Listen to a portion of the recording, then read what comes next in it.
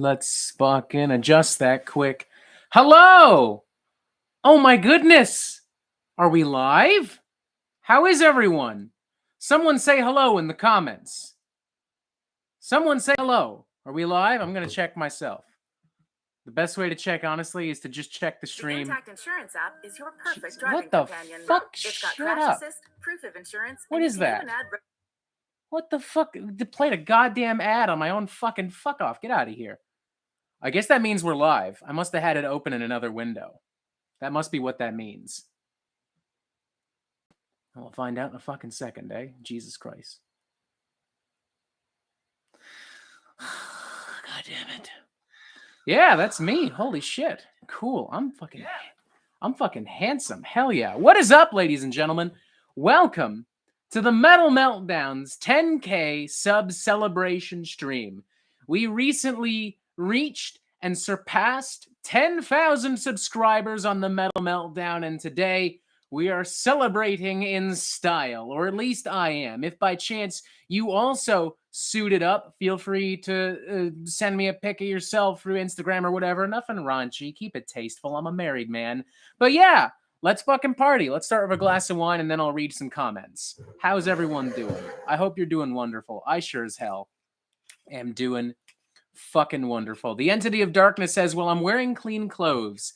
If that counts, it does. An average meme lord broke out my junior prom jacket for this. Better be worth it. It absolutely will be, because we're partying, we're hanging out, we're celebrating. How can that not be worth it? Let's have more wine. Fuck it. It's my day off. I don't even have to record after this. It's my day off. Nothing regular work to do. Nothing Metal Meltdown work-wise to do. Booyah. Cheers, folks. Fucking delicious. Alrighty. So as you can tell, we're not playing video games today.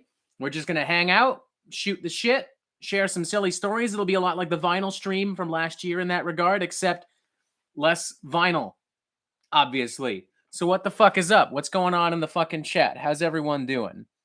How the fuck is everyone doing? Avenue Teal says, I'm just polishing off my pot stickers. Diabetic Vampire says, happy 10 years, dude. You introduced me to a lot of really cool bands, and I thank you for that. Congrats. 10,000 subs, not years.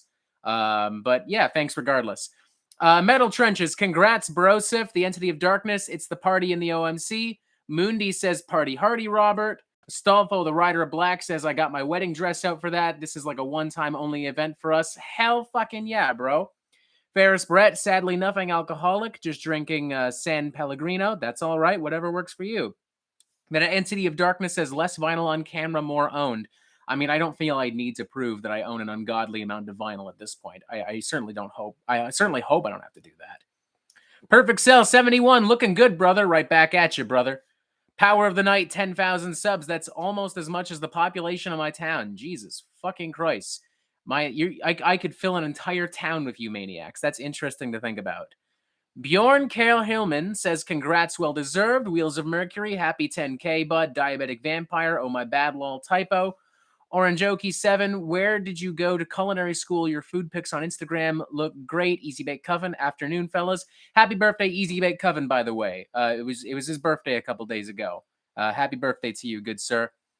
Where did I go to culinary school? I went to George Brown College, the St. James campus here in Toronto, Ontario. I took the culinary management and hospitality course, and it was great. One of the best decisions I ever made in my life. Soapy Bubbles Review says, as much as I am ashamed to say this, the only vinyl I have is a vintage copy of the Mary Poppins soundtrack. Don't be ashamed. Mary Poppins is fucking awesome. Mary Poppins fucking rules. I love Mary Poppins, unironically. Easy Bake Coven, enjoy that 10K, King. Right back at you, King. Well, not the 10K part, but enjoy in general. Lamano Paluda, congrats on 10K. We laughed, we cringed, we definitely cringed, and we disagreed, but here's the 10K more to you. Here's 10K more to you.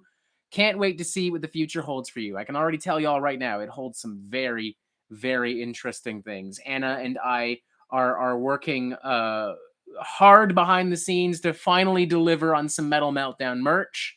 We're not gonna unleash anything upon y'all unless it's 110 million% right, but it is in the works. I can't pronounce this person's name, but congrats on 10K. Looking good, man. Noogie says new camera. No, I've actually had this webcam for a bit. It just is way worse on Zoom for some reason because Zoom is terrible. Brandon Rose says, hey, Robert, I've been watching for a few years and I love your reviews. I found some great music from watching your stuff. Thanks, man. That's what I like to fucking hear. Like, that's the whole reason I did this, just to talk about music and to introduce cool people to music. I mean, I had my edgy phase and my edgy moments, and I still do to a certain extent. But, the ultimate goal is to introduce people to really cool music and just to talk about music, not because it's heavy or it's brutal. Like, I want to talk about the production and the songwriting and shit like that. And we've got a really cool community here built up with people who genuinely want to talk about music, and they're very open-minded and respectful for the most part. So I love that. Mission accomplished. Next up, 20K, 50K, 100K. We'll see where it goes. Mad Mike, Stay Mad t-shirts when? When they're ready. That's when. If it were up to me, they'd be out already. But the timing's got to be just right. I want everything to be just right.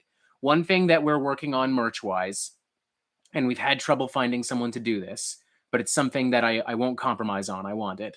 I want Metal Meltdown shot glasses. It makes perfect sense considering the absurd amount of drinking we do on this channel. I want shot glasses that say, one will say stay mad, duh, and the other's going to say slop that gob.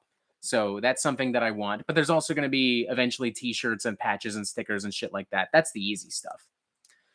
Wheels of Mercury, I just listened to that new Ithaca record. It freaking rules. Hell yeah, it does. One of the best modern metalcore bands out there, in my opinion. Michael McVitie donating $5. Congrats on 10K. Here's to 1 million. Thank you very much, good sir. Here's hoping 1 million. Jesus. I mean, I don't really see that happening myself, but who knows? I didn't really picture myself being at 10K when I started the Metal Meltdown many years ago when I was an edgy brat. So who knows? Mundi says, I'll take 20. The Entity of Darkness shot glasses would be hilarious. Metal Trenches says, brilliant. Okay, so clearly the shot glasses idea. Clearly that's... So now y'all understand why I'm taking my sweet time with merch. Everything has to be just right. The shot glasses need to be just right. I can't find anyone in Toronto that can do it right. I don't know. I was hoping I would find someone in the Distillery District because they're all about booze and all kinds of stuff. But yeah, I'm a dumbass, so. Wheels of Mercury, hope you get up to Wyatt X Hymns level of subs, at least. I mean, we'll see. He's been on YouTube for a bit, so, like, that's... I mean, who knows? I mean, Punk Rock MBA, like... He's only been on for a few years and he's got tons and tons of subs, so anything's possible. I'm happy just with what this is, honestly. Like, we have a community here. I make money. People tune in and have fun. That's what matters. Noogie, I'll take $100 super chat. Oh, Jesus Christ. I mean, that's flattering, but you do not need to do that. That's a lot of money to put on for fucking little old me. I won't physically stop you because I can't, but you don't need to do that. Alex Flamer, you got me into Imperial Triumphant when you put Alphaville as your second album of the year in 2020. I didn't like Code Orange, but I loved Imperial Triumphant. That's still one of my favorite fucking albums, too. Sleep says, God, I remember watching my first Metal Meltdown vid. Unfortunately, it was the Sleep Token review that I still disagree with. LMFAO, but it's all good. It's all opinion. I mean, if it makes you feel better, that Sleep Token review was so controversial that we literally couldn't keep it on here anymore. Like, I got messages about it every day, and I got fucking sick of it. But whatever. Clearly, it didn't bother you too much because you stuck around. And that's the important thing. Like, we all fucking disagree. We all have different tastes and different opinions. That's good. That's a good thing. So long as we can express that in a constructive and positive way. So long as we can go, hey, I don't agree with this. I think this, but I'm not going to, like, stop you from having fun, That's my thing. And that's why also in some reviews I'll go, hey, I didn't like this, but maybe you will. Like in the case of the new Lamb of God record, I was like, hey, if you love Lamb of God unconditionally, you're going to love this record, more power to you, Saint Vinyl, what is the brutalist dance you know? I don't even know what you're saying. When you figure out, I don't know what you're saying, and I don't think you know what you're saying. When you figure it out, feel free to let me know. I'm not even being mean. I'm being serious. Please word that better, please, and thank you. Jacob Ryan, I'll have a puff on you. Stay groovy, my dude. Hell yeah, have a few puffs. Mao Sedunk, I think that's what your name is. This and Metal Trenches are the best metal channels. Congrats on 10K. Thank you. We are. That's a fact. Wheels of Mercury at Sleep. Did you watch my response video to it? Yeah, Wheels of Mercury had the response video. And that was an interesting chapter in Metal Meltdown history, without a doubt. Easy Bake Coven, you introduced me to sick acts like Ad Nauseum, Withered, and Moon 2. Frankly, you're one of my main sources for new music recommendations. Fuck me. I mean, Jesus. Thanks, bud. Metal Trenches, the brutalist dance. Oh, like a dance move? Is that what you're trying to say, man? I don't know. The robot, I guess, because you're like a cold synthetic being. That's brutal, I guess. Alex Flamer, do you plan on collaborating with Metal Trenches, Forge Master Metal Reviews, The Metal Triss, and Quest for Metal? There is a collab currently in the works with Metal Trenches. There's also one currently in the works with Forge Master. I'm not going to go into detail on either. The Metal Triss, I would love to collaborate with him. We're in regular contact. We talk pretty frequently. I would love to do that. Quest for Metal, I mean, it's inevitable that we're going to do something else together. I mean, we've done tons and tons and tons of videos together. Jordan Lane, any news on an AC/DC tour? I don't fucking know. You're talking to the wrong guy. I'm like, this ain't CNN. This is the Metal Meltdown. Alex Flamer, also Thralls of Metal. Yes, those guys are awesome too. Honestly, there's a lot of great. Forge Master, Quest for Metal. Wyatt X him, though I do disagree with him on a whole lot of things. I think he's a reliable source for like really extreme underground nonsense. A lot of good channels. There's really only a few that I actively dislike and don't tune into. Metal Fan 101, my first Metal Meltdown video was when you reviewed Iron Maiden's discography. Congrats on 10K subs. Sonic Addict, where's Chompy? Half your subs is here because of him. That's not entirely incorrect. That's a solid point. So I'll be back in a moment with the real star of the Metal Meltdown, the one and only stuffy alligator idiot, motherfucking Chompy. How are you doing, good sir? Mad Mike, certified Mad Mike moment, but the first vid I watched of you was your review of Unleash the Archer's Abyss. Noogie says Chompy. Mindful28 says Base Chompy. Alex Flamer, Banger Films is also great. Yeah, I like the Banger guys. I mean, I might be biased because, like, I know some of them pretty well, like, on a personal level, but I like what they do. Alex Flamer, are you familiar with Cover Kill Nation? Yeah, I don't watch as much of his stuff, but I do like it. Someone said something about a Finn McKenty collab. I reached out to him about a collab last year when the Black Album turned 30, but it just didn't really end up happening. Cool guy, though. Little Fur JC, my first Meltdown video might have been either Nightmares of the Decomposed or Get 'em. I would bet on the former because that's one of the most popular videos on this channel. Perfect Cell 71, all-time favorite MCU movie. I don't know. I'm a Marvel nerd. Y'all know that, so I don't even really know. I think probably the strongest I would say is Winter Soldier. It's got the strongest script, which is something Marvel is, I got to be honest, not great at. I like the brutal action. I like the elements of like political espionage, and kind of like I like the themes of like government surveillance and conspiracy. The twist with Bucky Barnes is really great, even if I already knew it because I read the comics. Yeah, that's probably my favorite one, honestly. Guardians 2 and Eternals for visuals, though. Like, I can get high and watch those fucking movies. I love them. Moondy says, thanks for being part of my daily commute, Robert. You got me into Code Orange and Worm, among others. Here's the 10K more subs. Thanks, bud. Donovan Pangetti, plan on doing reviews on something else? Movies, video games, books? I mean, I'd be down. I don't know. I think I don't know. I think it would depend on what it is. We have done a few movie reviews on here, like when not Lords of Metal, when Metal Lords came out earlier this year. We reviewed that, and I thought about talking about Rob Zombie's The Monsters, but there doesn't seem to be like a lot of interest in that, so we may skip that. Easy Bake Coven, I think the first review of yours I vividly remember was Paul Bearer's last record. That was a great record. Really well done. Wheels of Mercury, the movie Meltdown. I mean, who knows, man? I'm down. Fuck it. Maybe one of these days. We'll see. Brandon Rose, I think the only review I disagree with you I've seen is Sanguisugabog, They Rule Live. Also, Tankard belongs on the German Big Four. You're allowed to believe that. I don't understand the love for Tankard, but whatever. People like them. Good for them. Visco Metal X, sup bro, congrats on 10K. Do you perhaps know some bands similar to Cattle Decapitation and Lorna Shore? I just love their last album so much. Cattle Decapitation, I feel, is kind of a unique creation in and of itself by this point. Like the death grind, The technical and the melodic death metal influences, the environmental dystopian themes, the overall intensity, and that really tight production. Like that's all cattle decapitation. If you want more cattle decapitation, I would just go listen to more cattle decapitation.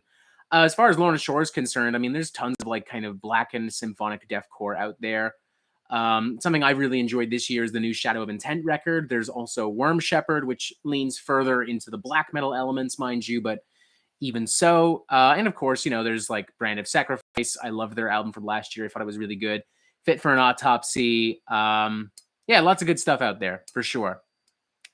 Astolfo the Rider of Black, if you plan to review movies, what about American Satan as a starter? Because that movie's just horrible. That's the one with that's Andy Biersack from Black Veil Brides. Am I correct? Yeah, maybe. Fuck, I don't know. They've done a TV show, if I'm not mistaken, of that shit.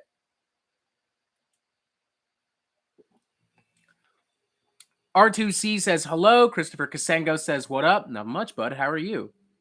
Easy Bake Coven, I'd say Venom Prison is a good recommendation for cattle decapitation fans. Actually, I would say the same. That's a good idea.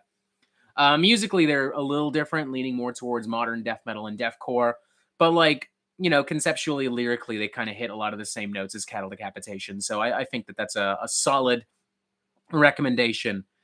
Bjornar Brumblebass, just listen to some old Prong albums. Are you a fan? Not listen to the newer albums, though. I honestly don't. I'd never listened to a lot of Prong, to be honest.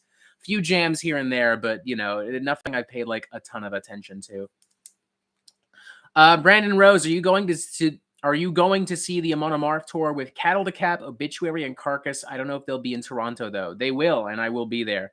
I'll probably leave after a couple of Amon Amarth songs, to be honest, though. Nothing against the Amon Amarth. I've seen them a couple times already, and their last few albums have kind of bored me, so I'm like, eh. I'm going there to see Carcass, because Carcass have not played in Toronto for like 8 fucking years. Actually, maybe even more than that.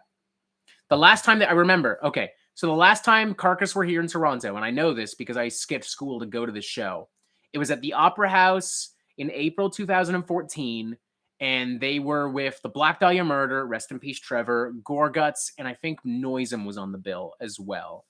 And it was fucking awesome. They came to Kitchener once with Death Heaven, but I wasn't able to go to that. Easy Bake Coven. Anyone else looking forward to the new Dream Unending? Dude, absolutely. Like, really old school Peaceville Records, Death Doom with like splashes of prog metal. It's going to be great. It's going to be awesome. I've already heard some of the album already. You're going to love it. If you love old school Death Doom, you're going to love it. Wheels of Mercury, December 2nd. Yes, that's when the Amon Amarth show is. LP Tremors, dude, what's up, buddy? Congrats on 10K. Thank you very much. Ferris Brett, what are your thoughts on the new Mars Volta album? Honestly, I don't have any thoughts on Mars Volta in general. Someone I work with at the Brickwork Cider House is a big fan of them. Sandra, if I'm not mistaken, she's also like kind of a metal blog or writer or something. I can't remember the name of the thing she's a part of, but she loves Mars Volta. So yeah. There you go. Are you interested in Subterrane's Dissonance Festival here in Philly? We've got Liturgy, Imperial Triumphant, Horrendous, Pyron, and Cognitive. I mean, that's a pretty awesome fucking lineup, but I don't think I'll be going back to the United States for a while, just because literally every vacation I've had for the past few years, I've gone to 2 places. I haven't planned it this way. This is just the way it's worked out. We've done fucking, we've done fucking Philly, Vegas. So I need to see new things. Love Philly. It's a fun city. I always love getting drunk there, but it's time to do something else. Uneasy Monkey. Sandra is on Metal Whammy. So do you actually know the Sandra I'm talking about then? All right, cool. I know what site she's on then. Cool. Learned something new. I mean, I technically already learned it, but whatever. You get the idea. Thank you. That's the main point. Burger Time 69, amazing name. What's your opinion on Mastodon, Hushed, and Grim? I really liked that record. I think it's a little bloated. It's not Mastodon's most cohesive record, but I mean, the stuff that hits fucking hard. Anna and Chompy placed it on their top 10 list last year, if you remember correctly. Carno Productions, most common question you get. I get a lot of people asking about a Burzum ranking. The answer is always no. End of story. I don't know. I don't think there's like a most common question per se. Blackwater Rust, congrats on 10K, my man. Your vids have helped me through the toughest of times when I considered suicide and dealing with death.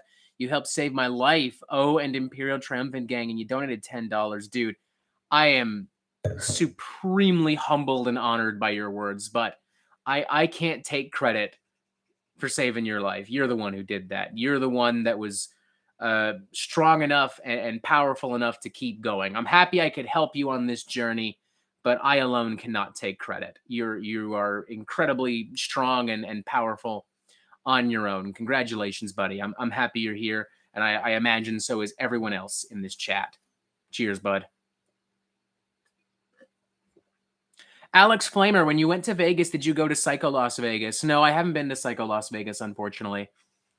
Although I probably will someday. I wish I had gone to the one this year, because, I mean, At the Gates, Merciful Fate, Emperor, tons and tons of awesome fucking bands. It's kind of what I don't like about those massive festivals is, like, I want to see all the bands, and I can't do that. That's why something like the Decibel Beer Metal Fest in Philly is so great, because I can go see every fucking band. Satanic Burzum is incredible. Agree to disagree on that. Like, I've never been a fan, so what are you going to do? Saint Vinyl, heavy bands you know? I don't know. It all kind of depends on your definition of heavy. There's so many crazy fucking bands out there. Enslaved ranking when? I don't know. I don't know when. Someday, for sure. What else we got? Spencer, fave hip-hop rap albums of all time. Now, that's a good one. So my all-time favorite is To Pimp a Butterfly from Kendrick Lamar. I really like the jazz elements. I like the soul and the gospel and the drum and bass elements in the production. I love how organic it feels. I love how personal the lyrics are. I love how Kendrick Lamar deals with systemic oppression and racism and police brutality. I like how he deals with alcoholism and abuse through that record. I like how he confronts stereotypes and cliches. I like how he just kind of, through the album, deconstructs a poem, and then through each song you get another piece of the poem. And then by the end, it becomes a part of a segment that he has in a mock interview with his personal hero, Tupac, kind of raising philosophical questions and asking him questions and never getting the answers he wants, not just because they're impossible questions to answer, but also because Tupac's dead. He can't help him. He's basically talking to a grave. I think there's something really kind of deep and powerful about all that. I think that's my favorite hip-hop album of all time. But, you know, there's also classic stuff from the Beastie Boys, Tribe Called Quest, Wu-Tang Clan, Run DMC. I mean, holy shit. I also really like... what's his name? Open Mike Eagle. He did Brick Body Kid Still Daydream, which I really like. Little Sims I really like. Denzel Curry is an awesome performer. Yeah, lots of good stuff. I even like some Ghostmane. I kind of like his like weird chaotic fusion of like goth and industrial and horror and metal. I think it's kind of cool. So yeah, also Rage Against the Machine, if that counts. I hope it does. Thank you for asking. B, hey buddy, what do you think of The Sick, The Dying, and the Dead? I like Metallica more than Megadeth as of late. Megadeth has been destroying Metallica in content. I thought it was a really good album. I liked it a lot. Way better than I expected. Like, I expected it to be a flaming dumpster fire, but it turned out to be pretty good. I'm going to scroll back up because if I'm not mistaken, someone donated something in the middle of all that. Alexis Perez says, I don't have much to say. I just like your channel, donating $2. Thanks again, buddy. You're the fucking best. Soapy Bubbles reviews. I like Immortal because they make me laugh, but that's kind of it. They have great stage presence, like really good stage presence. Music itself is really hit and miss for me, though. Especially those early records. They're just so terribly fucking produced. I do not understand the appeal. Blackwater Russ, say what you want about him, but the Marshall Mathers LP is in my top 5 hip-hop albums. Yeah, I mean, there's a lot that's really interesting about the Marshall Mathers LP. I like... Eminem is kind of starting to get really famous, and that album ultimately is about him really struggling to deal with that fame. And at the same time, he's also still struggling with the issues he's had in his past with his mother, with living up in Detroit, Michigan, living in poverty. And it kind of makes for a fascinating time capsule of being famous in the late 90s, early 2000s. I would say that the song Stan is probably still his best song. Like, no competition. Wheels of Mercury, Backwash, love her too. She's awesome. Ghostmane, JPEG Mafia, Polo G, and Little Peep are my hip hop faves. Entity of Darkness, System of a Down discography review. I've honestly never even thought of that. I'd be down. Easy Bake Coven, thoughts on Death Grips. First album, fucking amazing. 10 out of 10, 5 out of 5. It's perfect. Everything else kind of hit and miss, honestly. But that first album, plus Death Grips means are amazing. Mindful 28, Immortal is one of my favorites in Norwegian black metal. Death Grips is great experimental hip hop. Blackwater Rust, Danny Brown is one of my favorites to listen to. Yeah, I like Danny Brown a lot too, actually. It's I haven't jammed his stuff in a while. I got to change that.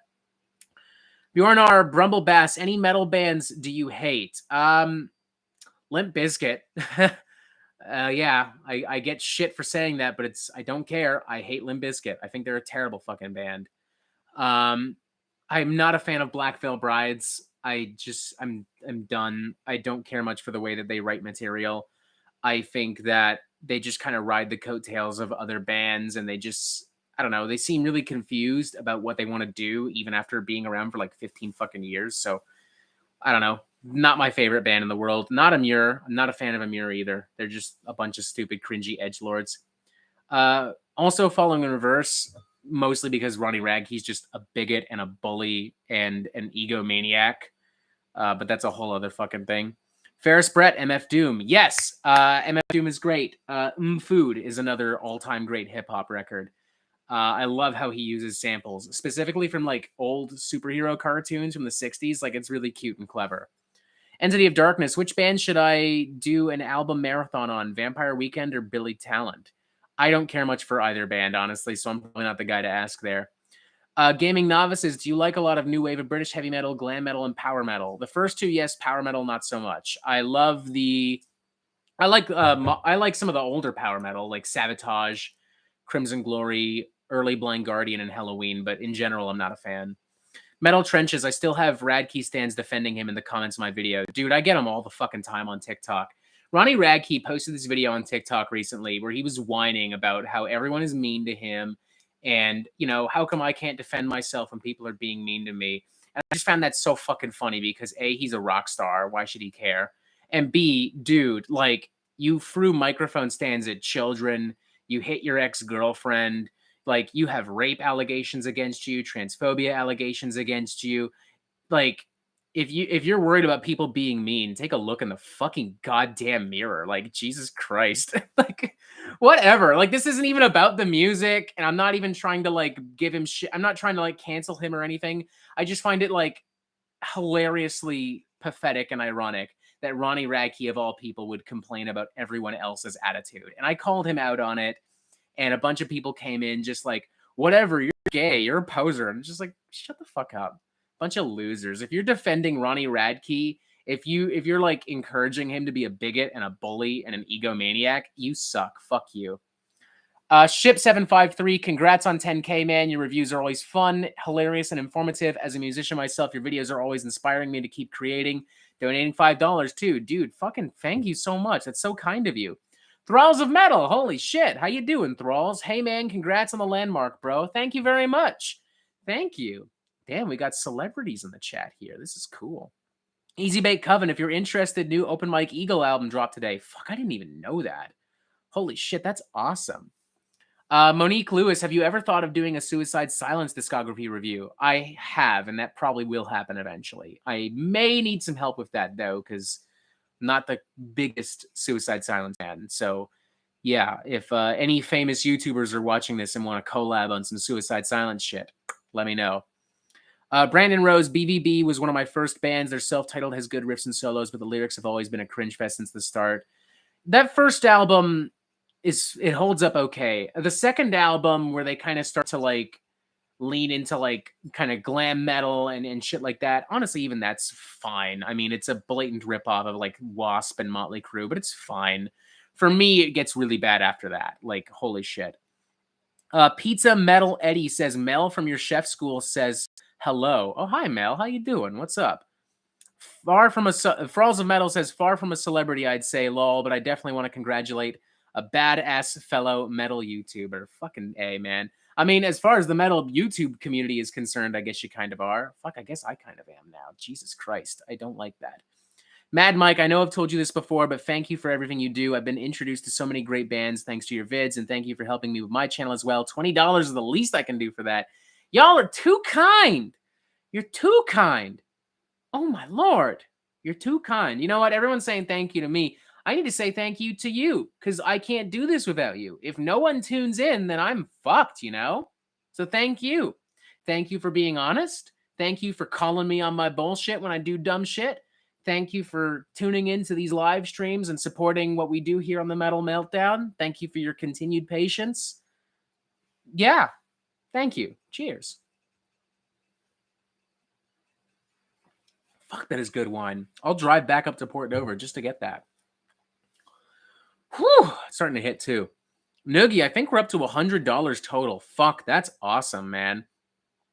Fuck, I don't even know what to do with that money. Actually, that's a lie. I know what to do with that money. Buy vinyl and more booze. Easy Bake Coven, really looking forward to the typo ranking. Tyson's the man. Yes, we just got to figure out what day we're recording it, but it is 110 million% in the works. Thralls of Metal, yeah, it's odd being known for something, but honestly, I love it. The fans rule, and most of the music does too. Yeah, it's fucking awesome, man. I gotta say, it's awesome that I'm being recognized more and more in public. Like, it's so fucking bizarre. Like, I was at the Megadeth show earlier this year, and it was like, hey, are you on YouTube? And I was like, yeah. And he's like, huh. And I was like, okay. But then, like, these past couple of months, it's more and more people. Like, I was at the Velvet Underground seeing Suffocation and Atheist, and, like, tons of people came up.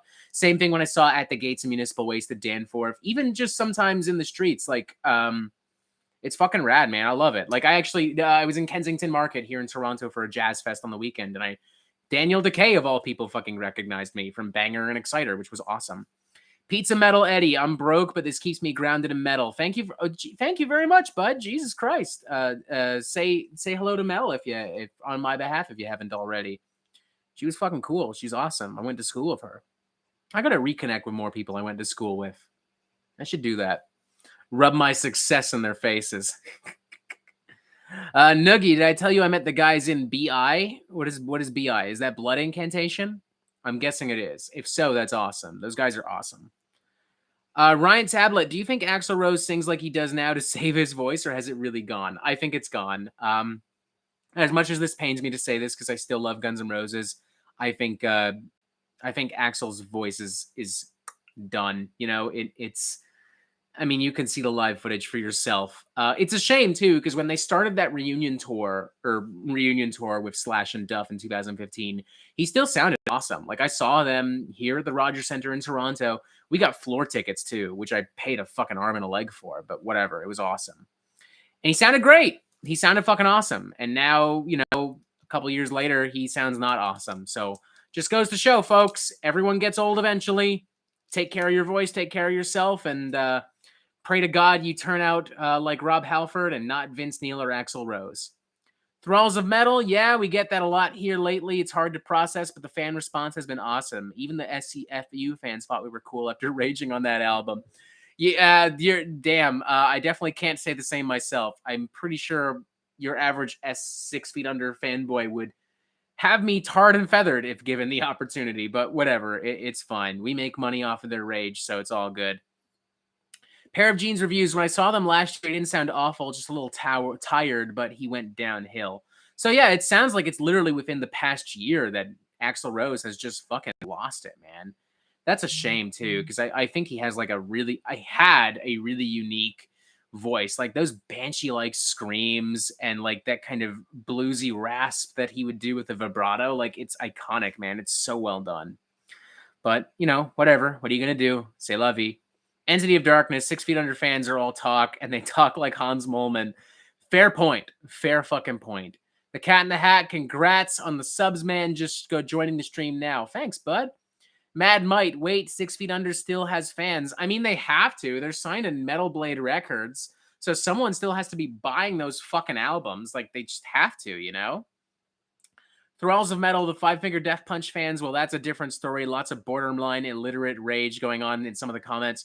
Dude, Five Finger Death Punch rage is almost adorable because it's like the purest, most childish form of rage. And like, it's always the same talking points. Like, you're just a stupid liberal. Fuck you. What do you know? This band makes real music. none of your pussy shit. Like, it's the same talking points every fucking time. You could play bingo with that shit. Lamano Paluda says, hey Rob, would you ever consider creating an analysis video on each metal subgenre and what the bands within them can do to improve their sounds? Maybe. I don't know. It's not something that excites me personally, but who knows? Maybe that's something I could develop into something. Who knows? Blackwater Rust, who is worse, Falling in Reverse or Five Finger Death Punch? I think Five Finger Death Punch is a little bit more listenable, but like both the fan bases suck. Both their singers. I'll say this: Ivan Moody is like way more down to earth than Ronnie Radke, so maybe for that reason alone, I'm going with Five Finger Death Punch. Perfect Cell 71, happy to support one of my favorite YouTubers. Congrats on this milestone. All the best to you and your lovely wife, dude. Thank you. Donating more money. Holy fuck! Anna and I are actually going out to a nice restaurant after all this. Hence, I'm actually staying suited up for that. So thank you, folks, for making sure I have another fantastic night out of the town. Mindful 28, Falling in Reverse is worse. Yeah, like I said. A Stall for the Rider of Black. Honest question, without Ronnie Radke, do you think Falling in Reverse would be a decent band? I don't think Falling in Reverse would exist without Ronnie Radke. Like, he's the main draw. It may as well be just Ronnie Radke. It's, you know. So I don't think so. I don't know. Yeah, it would be like if Megadeth continued with Dave Mustaine. It's like, it's not even the same fucking thing. Little Fur JC, George Fisher as the voice of Chompy. I mean, I would happily make that happen. I have connections to Metal Blade Records who could probably help me figure that out. I have interviewed Alex Webster here on the channel, and we are scheduled to meet each other when Cannibal Corpse shows up in Toronto a month from now. So who knows? Maybe we'll figure it out. Maybe. Power of the Night, would you consider reviewing every Wasp album with Bryce? That would be awesome. That actually is kind of a cool idea. Maybe. Bjornar Brumblebass, do you have an ambition for your channel? Congrats with 10K, by the way. Honestly, the ambition for a while was just to get to 10K. Like, I didn't, you know, it wasn't, I'm not like fucking Music of Destruction where it's like, I'm going to get 100,000 subs. I'm going to dominate the internet. I'm going to be invited to all these fucking social media conventions and shit. I was just like, you know what? If people tune in and have fun and we get to talk about cool music and I get to make a little bit of money, enough to pay the phone bill now and then, cool. Mission accomplished. 10K, you know? So I'm happy that I just have that. But I guess now that we've reached that, we're going to have to figure out something else. We'll see. What else we got here? Mindful 28, are you looking forward to the Super Mario Brothers movie? Because I am. So I wasn't for a while. But now that I've seen the trailer, I gotta be honest, it kind of looks cool. I mean, it might still get fucked up because it's Illumination, and I don't care much for a lot of the stuff Illumination has done. Also, it's a video game movie, which historically are just terrible. But hey, the trailer was cool, and it's certainly an interesting cast. Like, Charlie Day as Luigi is inspired casting, and I don't care what anyone fucking says. They did not fuck up on the Luigi casting. Can we at least agree on that? Pair of Jeans review, that's what it's all about, brother. Hoping to be able to come back to it soon. I hope you do too, bud. You were doing cool shit, man. I would be interested in seeing you do like behind the scenes stuff because you work for like concert promoters and venues and stuff. I'd love to see you tell some of those stories. Rafael Santos, hi there, man. Congrats. You're a really nice guy, and I love your channel. And greetings from Rio de Janeiro. Dude, fucking, that's so greetings from Toronto. Thanks, bud. I'm glad you dig it. I'm actually might make it out to Brazil in the next year or so because I got a friend that wants to go to Carnival and shit. So maybe I'll see you there, bud.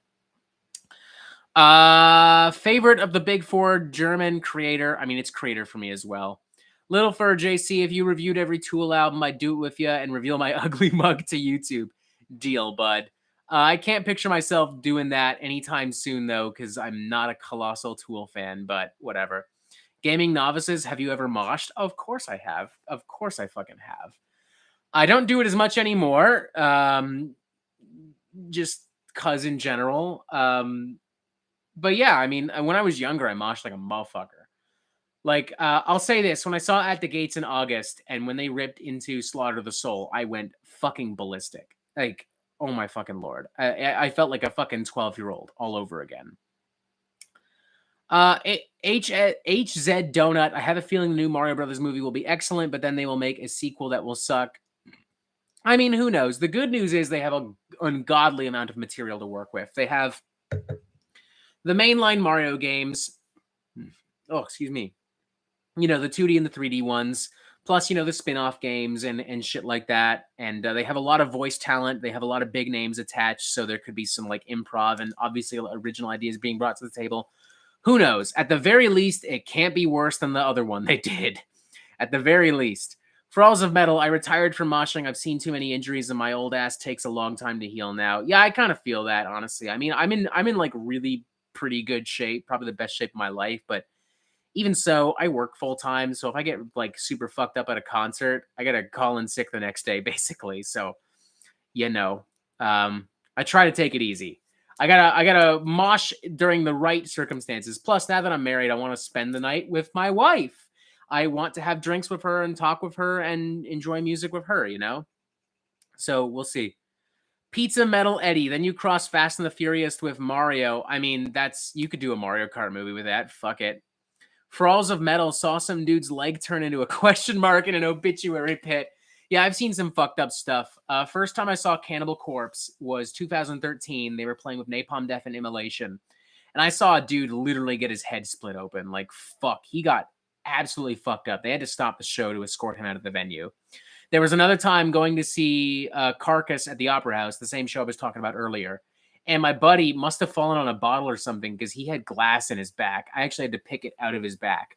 The shards were too small to worth going in the hospital, but just big enough that they needed to be dealt with. In retrospect, we should have gone to a hospital, but we were a bunch of dumb, drunk 20-year-olds, so we didn't. Mark Palavos. I'll also say this: I saw Lamb of God once on a beachside venue, and no injuries, but I did see two people just straight up going at it, like hardcore fucking on the beach, listening to Lamb of God. And honestly, good for them. Fucking awesome. Power of the Night. Mortician of the best Halloween band. Probably top 10. Dirkhead. I saw Obituary with the Bully Boys. Obituary is a great band. I've seen them twice now. Once with Death to All and Rivers of Nile, and I saw them in Philly at the Decibel Beer Metal Fest in 2019, doing Cause of Death in its entirety. That was fucking awesome. Mindful 28, do you have any pets? I mean, Chompy, if that fucking counts, and a bunch of other stuffy buddies.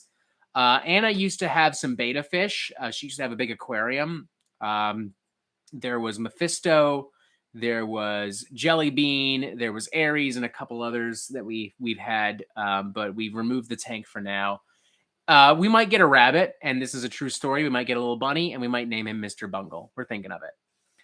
Thralls of Metal, Acid Witch might be up there for best Halloween bands. Oh, definitive Halloween metal. It does not get more Halloween than them. Venice Toys, how many concerts have you been to now? Fuck, I don't know, but I definitely try to hit up at least one concert a month, at least. It's getting more difficult now that I work full time and I live in the city, but we try. The Desolate One, I'd kill to see Guerrilla live. I gotta ask, how do you pronounce their fucking name? Is it Guerrera? Is it Guerrera? Because I jokingly called them Gruyere cheese in the Albums I Missed video, and I might unironically just call them that from now on, just to make life easy. Pair of Jeans reviews. Mortician is violent live. Roger punched a dude in the face mid-set for getting too close. Yeah, I've heard a lot of stories about that, unfortunately. Mortician be like that. I can't think of a lot of shows I've been where like a band has like attacked people. But I feel like if I saw a Mortician, that would definitely be that. Dirkhead, what do you think of the new Lorna Shore? You'll have to wait for my full album review, but I will say if you liked the promo singles, you're probably gonna like this album. Mindful 28, have you checked out Infidel Amsterdam's channel? He's one of the OG metal YouTubers. Yes, I fucking love Infidel Amsterdam. I like a lot of his stuff. I follow him more so on Instagram. That's where he's the most active nowadays. He posts lots of vinyl and stuff like that. But yeah, I like a lot of his stuff. I'd be down to do something with him if the opportunity arose, but no harm done if not. He's doing other things, and that's all good. Foosball Fury. I don't know what your name is, but it's amazing. Thoughts on the band Cephalic Carnage? I feel like they're mad underrated. I honestly don't have many thoughts on them. I haven't jammed a lot of their stuff. Noogie, look up the Rat at a Full of Hell show. I was there. Yeah, I fucking saw that, man. Dude, who the fuck brings a rat to a Full of Hell show? Like, do you just grab that in a street and you're just like, oh shit, awesome, fuck yeah. Like, what was the end game there? That's so fucking weird. Venice Toys, have you ever seen Carnifex live? My first concert was the Dima tour.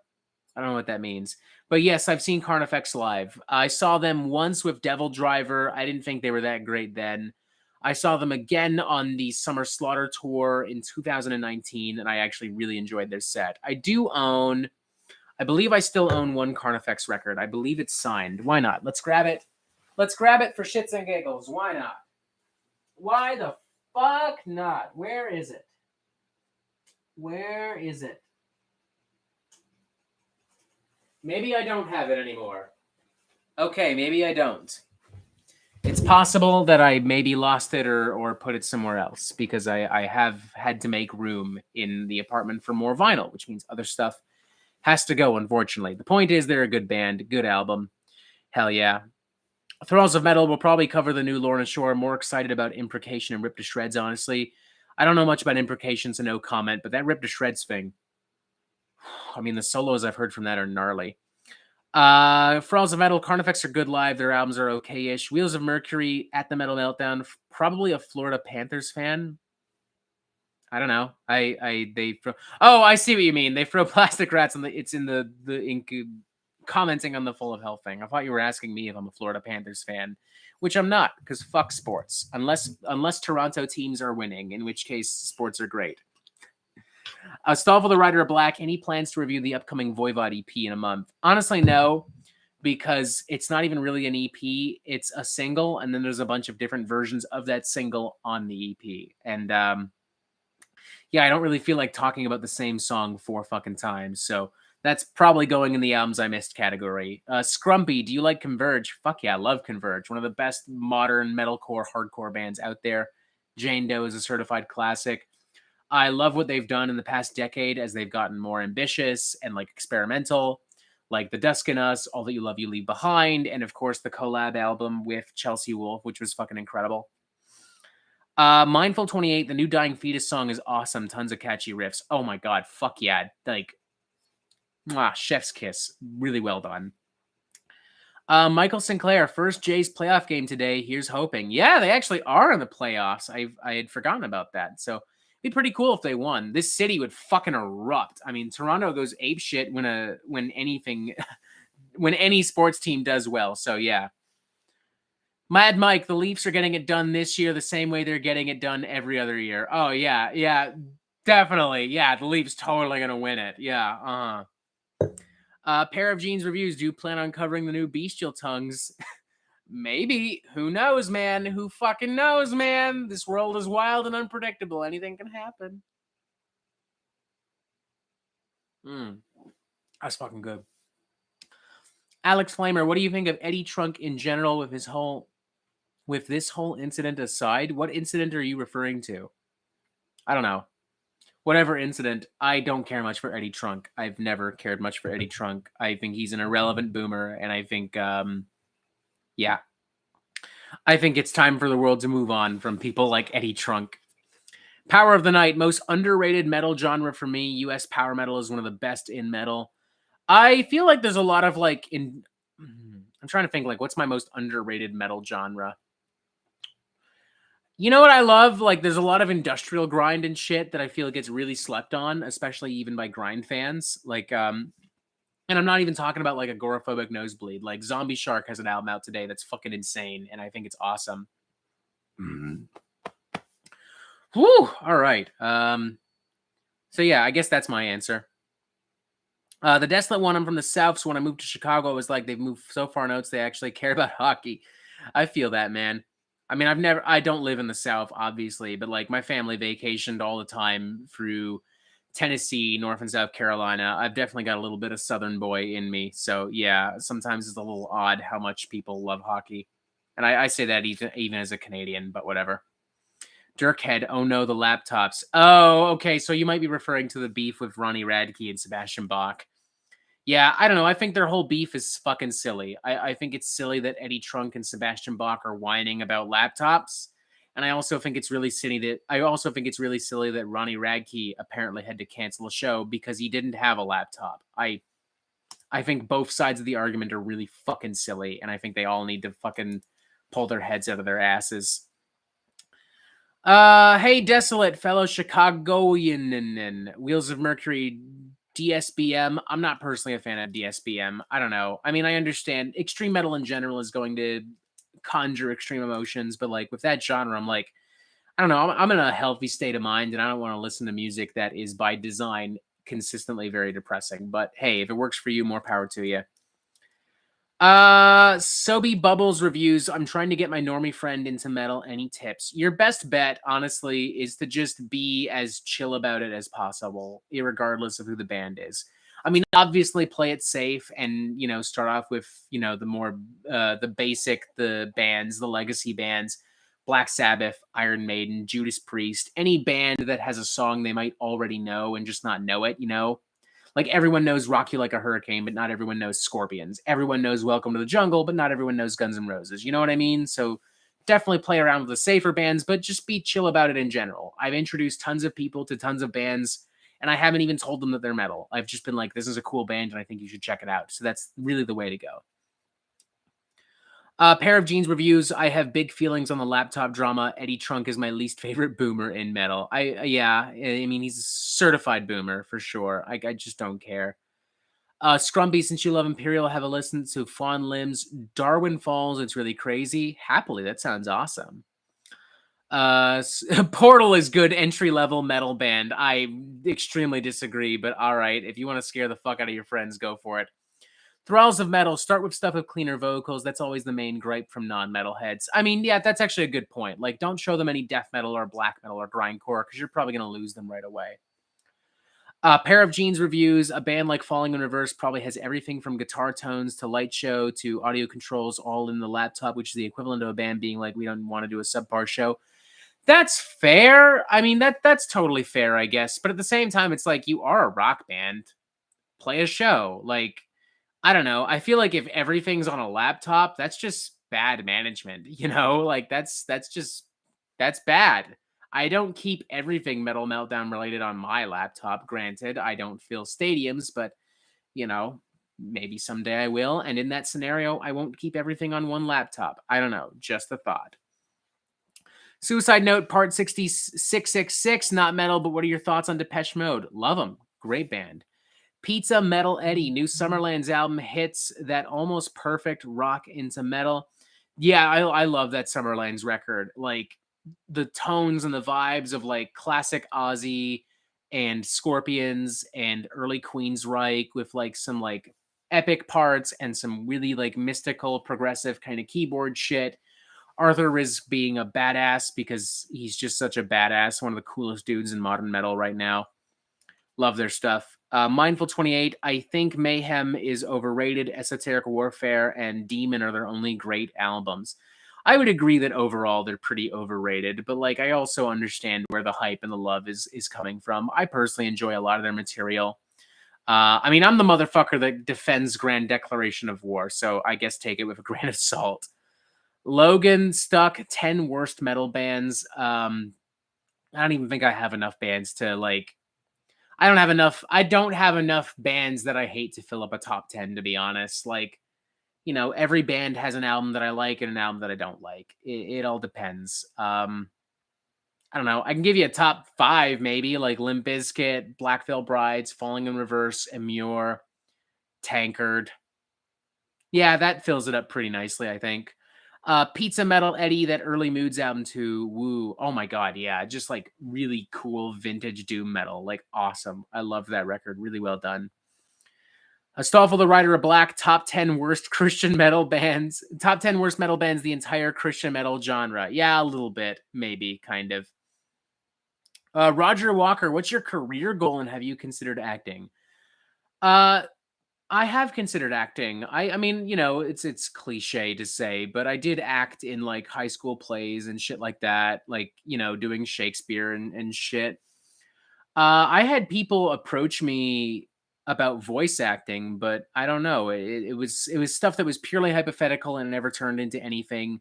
I would happily do it if the right offer came my way, But I mean, I'm in my late 20s now, so realistically, the chances of me breaking out into acting are pretty fucking slim. But who knows? I'll say this: I'm going to be starring and producing a documentary in the near future. I have a buddy who is he's a film student at Humber College, and he's working with my sister Jennifer on a documentary about eating disorders and mental health. And I actually will be contributing to the project. They're actually going to be filming it some of it in this apartment, and I'll be doing an interview for the movie as well. So who knows? Maybe that'll be my big break. Mad Mike, what do you think is your best meme? A book, definitely the one where like anytime metal fans freak out over books, that makes me laugh. Specifically, the clip from the Angry Corn Fanboy drinking game where it's like, a book! Ah! Like, brilliant. 10 out of 10. Love it. Every time I see someone memeing that, I fall in love with it all over again. Wheels of Mercury, what do you think of Asking Alexandra's 2021 album, See What's on the Inside? It didn't get promotion by their label at all. Yeah, because it was lame. That's why. Like, anytime a label puts no effort into promoting an album, that's a warning sign, because that tells me that the label, the people putting money into the album, have no faith into it, which is a bad fucking sign. I didn't think it was great. I didn't think it was great at all. But I also don't care for Asking Alexandra in general. So, Power of the Night, what do you think about listening to controversial bands like NSBM bands, etc.? I've made my standpoints pretty clear. I don't patronize pedophiles or Nazis, period. End of story. It's up to you to decide what you're comfortable with. It's up to you to decide what you want to spend your time and money on. All I ask is that you don't fucking come after me. I am not interested in supporting these bands. This is an instance where I can't separate the art from the artist. These people want me dead. I can't separate the art from the artist in that instance. If that's too bad, then deal with it. Trash bag, bands that you like, we consider an acquired taste. For me, it would be the Dillinger Escape Plan. I feel that. You know, a lot of it, honestly, a lot of like experimental and avant-garde music, like Blood Out Snort, Imperial Triumphant. You either love it or you don't. You know what I mean? Last Day Breathing. I've just been listening to Korn lately. Yeah, understandable. Early Korn's fun. I like Fall Leader and like the debut. I got a soft spot for it. Alex Flamer, what is NSBM? So that would be Nationalist Socialist Black Metal. An even easier way of painting it is Nazi black metal. Straight up. Logan Stuck, top bands you won't patronize. Burzum for one. I will not talk about. I'm no interest in Burzum or any band openly associated, like confirmed with like neo-Nazi fascist views and ideologies. I'm no interest, period. Noogie says, gotta get going. Congratulations one more time. Thanks again, bud. Your continued support is nothing short of incredible. Last Day Breathing, fuck NSBM. DSBM is better. Well, we agree on that. Power of the Night, were you referencing Inquisition in that statement? Not specifically, but fuck them since we're on the topic. Fuck pedophiles.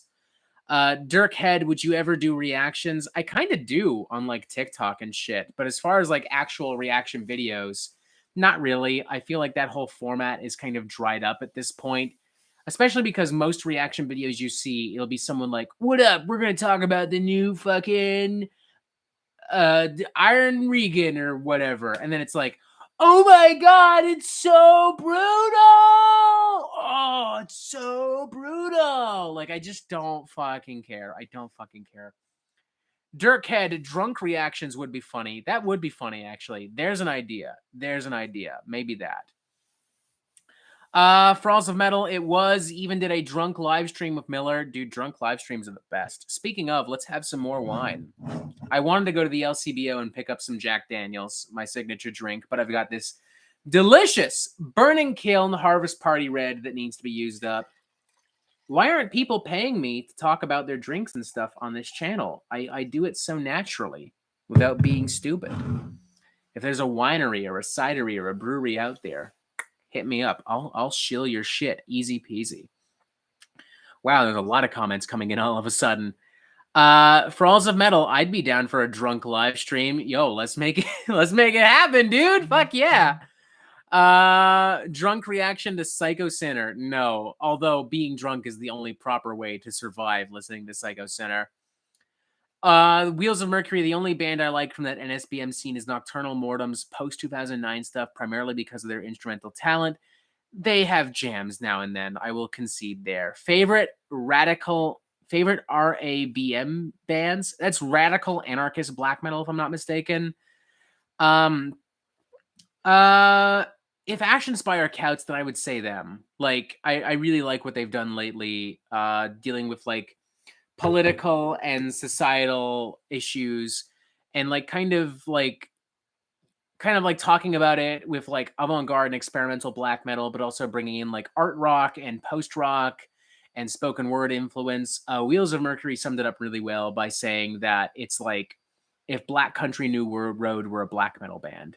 I don't know a lot of other RABM, to be honest. I mean, I probably do, but nothing immediately comes to mind. Pair of Jeans reviews, top 10 beers. A Tout Le Monde, the Megadeth beer. Not just because it's Megadeth, but also because it's legit a great fucking beer. I drink a lot of Moosehead Lager. I like a lot of stuff from Mill Street Brewery and Muskoka. And there's a brewery down the street from where I work called St. Saul Brewery. A lot of the stuff they do is really good too. Yeah, lots of good stuff. An Average Meme Lord, doesn't Panopticon count as RABM? I don't know, because there's nothing like politically charged about their music. I mean, they're left-leaning, just based on what I do know about them. They are probably a left-leaning band, but I don't know. I don't think so. Frauds of Metal, a Fin du Monde from that same brewery as well, is solid. Yes, everything Unibrow, come to think of it, is really, really good. I had to go to fucking Philly to finally get a Tout Le Monde. How ironic, because it's a Canadian brewery, but c'est la vie. Roger Walker, I heard the YouTube algorithm is pushing creators to make shorts now to compete with TikTok. Are you going to change the way you make videos? Absolutely not. I make videos the way I want to make them. I'm not really concerned with what the algorithm likes or doesn't like. I do put up some YouTube shorts now and then, just because sometimes there's something I want to briefly address, like a song or some controversy. But I don't plan on actively changing how I do things unless I find that there's an issue with how I do things. I like talking about new music. I like getting in depth into production and songwriting. And I intend to keep making videos that way. Alex Flamer, where did you go to Philly in order to order a Tout Le Monde? So I had it at the Decibel Beer Metal Festival the first time I went in 2017. I have found it in a couple LCBO locations here in Ontario, but in general, it's not something that's heavily stocked and carried, unfortunately. Pair of Jeans reviews, the Revocation beer was quite sick. I got a couple cans when I saw them last month. Dude, that's fucking awesome. I wish I had seen them last month. When we did the End of Summer Spooktacular, they were in Toronto that night, and my plan was to see them after the stream, which is why I scheduled it for earlier in the day. But Anna wasn't really into it. She just kind of wanted to hit the town because I don't normally get Fridays off. Same thing here. I didn't book this day off. I just had it off, so I took it. So instead, we went to a couple bars in Chinatown, and I'm not complaining. I've seen Revocation a few times. It's all good. Frauds of Metal, the Iron Maiden Trooper beer tasted like it was brewed in toilet and filtered through an old sock. Yeah, it's not my favorite beer, that's for sure. HZ Donut, are you into any pumpkin seasonal beers? No, I in general, the whole pumpkin spiced thing, I can't fucking stand. Not even because of what it is, but because, like, for some reason, every fucking white girl with Uggs and a scarf and a fucking hat goes apeshit for pumpkin spice nonsense in October. Like, bro, that sits on a shelf in Starbucks all year round. Like, stop pretending you're special because you have pumpkin spice lattes. Fuck off. I'm done with pumpkin spice shit. Roger Walker, congrats on 10K. Are you getting recognized in public yet? I will. It's happened quite a few times, mostly at concerts. It did happen once at Sonic Boom, and that's like a big record store, so that felt pretty cool. But it's mostly at concerts. Logan Stuck, what are your thoughts on the Vector and Century Media situation? Honestly, I think it's kind of silly for Century Media to drop Vector over the controversy. Look, Vector, they fucked up. Michael DeSanto's an asshole. I'm not arguing he isn't, but also at the same time, I find it hard to believe that a company as big as Century Media Records wouldn't do background checks. You know what I mean? I find it really silly that they didn't do a background check and that as a result, they were not already aware of the Vector controversy. So I think it's really silly that they hired them and then they fired them literally within 24 hours. I find that really silly. But whatever. What are you going to do? I also understand why they dropped them because, you know, why would you want to be associated with a fucking wife beater? I wouldn't. Alex Flamer, y'all, lol, yes, I graduated from Temple University and all the girls love pumpkin spice. Dude, it's fucking lame. I'm saying this as a chef. Pumpkin spice shit is so fucking overrated and it's lame and I'm done with it. I'm done. Oh, that's the wine coming up to say hello. Metal Fan 101. All right, I gotta head out, Robert. Again, congrats on 10K subs, dudes. Great stuff you're posting on here, man. Thank you, good sir. Thanks for tuning in. Thanks for enjoying. Glad you enjoyed it. All that stuff. Thralls of Metal. Yeah, I was really disappointed by the Iron Maiden beer. Kind of like how I was by the last few albums, honestly. Yeah, Iron Maiden is one of those bands now where I'm like, I'll see them live, but I've not much interest in a brand new album. Clearly the world disagrees because Iron Maiden is still a big fucking deal, as they should be, but even so. There are a few older metal bands where I'm like, oh my god, I can't wait for them to put out a new album. I'm way more interested in what's happening now. You know, like the only older metal bands I make exceptions for, Napalm Death, Voivod, whenever they drop something, I'm like, hell yeah. Testament and Creator have been pretty consistent, so I'll always check out what they do. Queensryche, even. They have a new album this weekend, and minor spoiler alert, it's all right. It's pretty solid. Wheels of Mercury. I love pumpkin spice cold brews. Am I a white girl now? That's not for me to decide, bud. That's not for me to decide. Thralls of Metal. New Voivod still blows my mind. Yeah, it was really fucking well done. Honestly, I would hold it up there with Killing Technology and Dimension Hatros and all that shit. Like, it's legit so fucking well done. Roger Walker, how do you keep your finger on the pulse of the metal world? There's so many bands.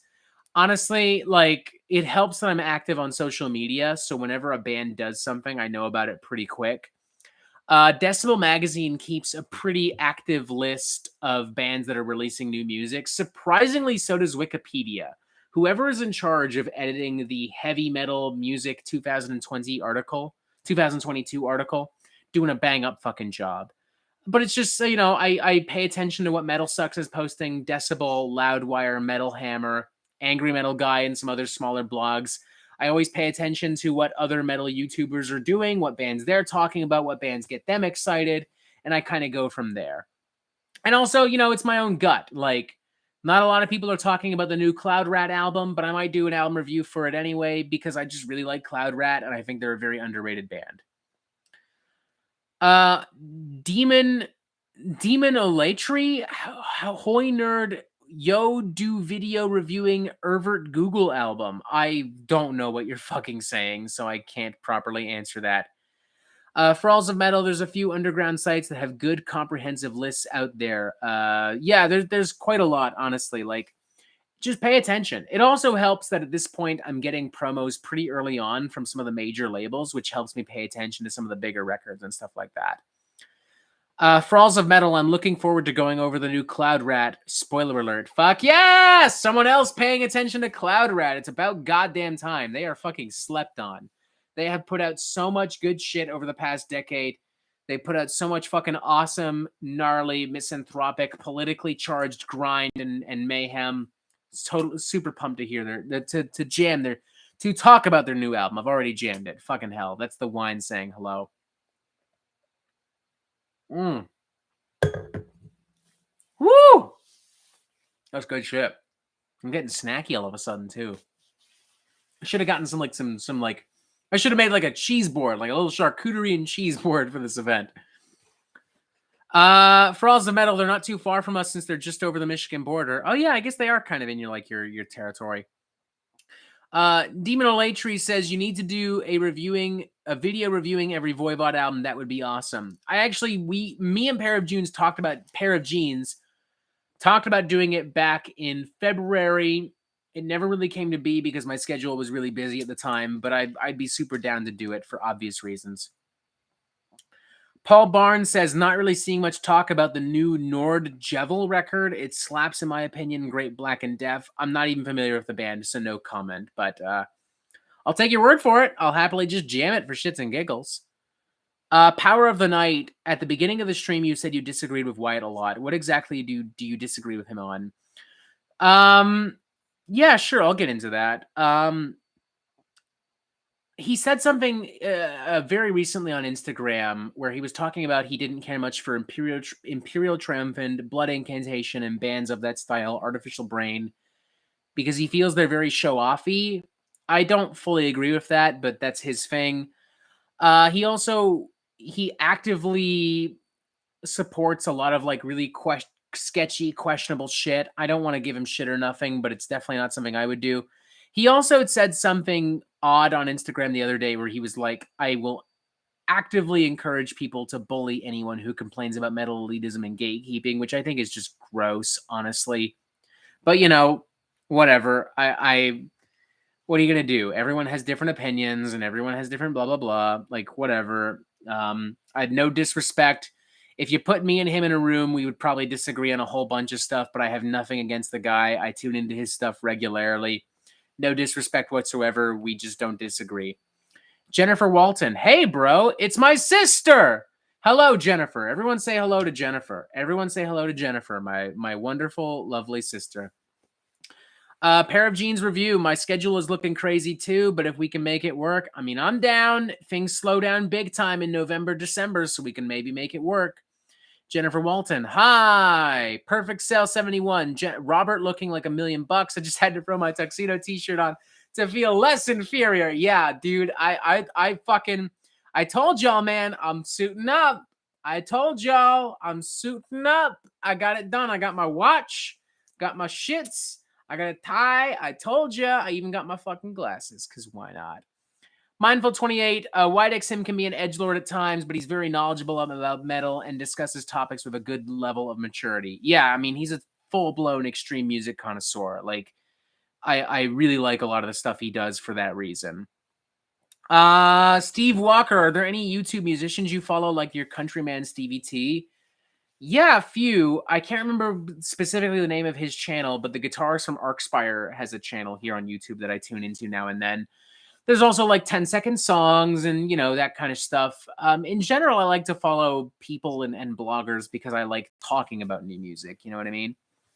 Alex Flamer, who said that on Instagram? That was Wyatt X him who said that. Gatekeeping is very stupid in general. I mean, that's what I agree with that. But, you know, everyone, you know, what are you going to do? I do find it funny that Wyatt X him would have that standpoint because he's had elitists and gatekeepers come after him over the years. Cough, cough, music of destruction, but whatever. Chuck Goof, thoughts on Torture Killer? Is that an album or a band? I'm not familiar with either off the top of my head. It might be the wine talking, though. Mindful 28, gatekeeping is stupid, just like what you like. Absolutely. Like, who fucking cares, man? Just enjoy what you enjoy. Who fucking gives a shit if it's approved or not approved by somebody else? You're an adult. Like, do what you fucking want. Who gives a fucking shit, man? Blackwater Rust, like, we all have to start somewhere. Even gatekeepers have to admit that. Yeah, that's what I find funny is gatekeepers being like, oh, God, these fucking assholes listening to poser hipster music. Like, Music of Destruction is a well-documented Slipknot fanboy, and it's so fucking funny to hear him fucking crying about all kinds of elitist nonsense. B, are you following the protests in Iran? Yes, I am. And all those women are fucking awesome. Bless every single fucking person protesting in Iran right now. Power of the Night, Wyatt actually made me start listening to bands like Peste Noir, Law. I mean, he's introduced me to a ton of bands over the years. Like, so I got nothing. That's what I mean. I got nothing against him, but we're just not going to agree on a whole lot of stuff, and that's fine because we're both adults and we're both doing our own thing, you know? Like, I don't care. I don't think he cares either. You know, whatever. It's all good. Thralls of Metal, I hate gatekeeping, but I also have an issue people with saying I hate... Yeah. Thralls of Metal says, I hate gatekeeping, but I also have an issue with people saying I'm gatekeeping if I don't like something. Both get annoying, but it's part of the whole thing doing this. It absolutely is. Like, I get just as many people saying that I'm an elitist as I do people saying I'm a fucking poser. That's kind of why I keep saying that both words have lost all meaning to me. It doesn't fucking matter. Poser, elitist, it doesn't fucking matter. Just listen to music. If you like it, great. If not, oh well. Like, who fucking cares? Water Dive 122 Productions, which is worse, the 2 Psycho Sinner albums of the Machine Gun Kelly. The Machine Gun Kelly, I would say, because he's just so disingenuous and he's such a fucking crybaby. Like, he whines about how real punks don't think he's a real punk, but like, who fucking cares, bro? You're selling out stadiums and releasing smash hit records. Like, why do you care? Why are you letting this get to you? You're a fucking rock star. Like, just go make songs and sell out stadiums. Fuck off. I don't know. For that reason alone, I'm like, yeah, fuck Machine Gun Kelly. But, you know, what are you going to do? Pair of Jeans review. I gatekeep my own band so we don't sell out and become posers. Absolute giga chatty and shit, my dude. Average Meme Lord, I'd like to thank you for helping reignite my interest in Carcass, who is now one of my top 5 favorites. Cheers, mate. Fuck yeah! Carcass supremacy. Fuck yeah. All hail Carcass. Fuck yeah. Water Dive 122 Productions. The funny thing is, I actually saw Machine Gun Kelly during Motley Crue's set in Atlanta during the stadium tour. Oof! Yikes! Yeesh! Ooh! Yeah. I imagine that was a cringe fest of epic proportions. Fucking hell. I'll say this. Machine Gun Kelly did not do a horrible job playing Tommy Lee in the Motley Crue biopic. He was actually kind of good. Sebastian Stan played a better Tommy Lee in the Pam and Tommy miniseries, though.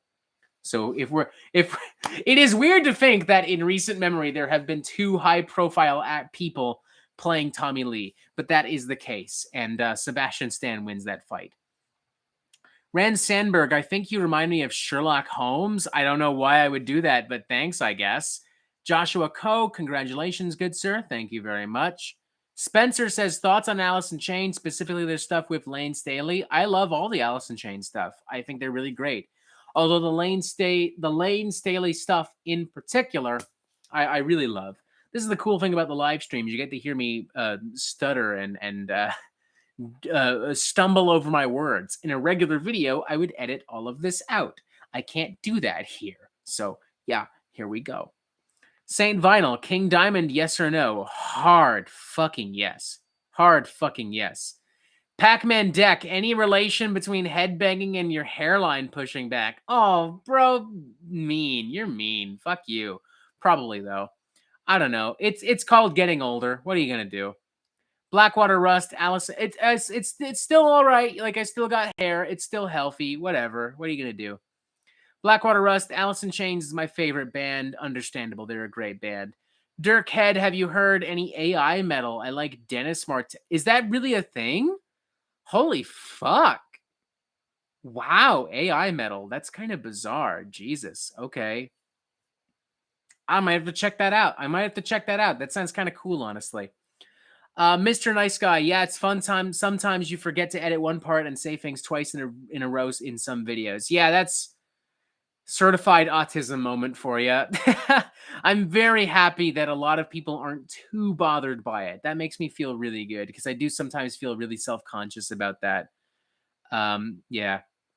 Spencer, you ain't a real man until you lose some hair follicles.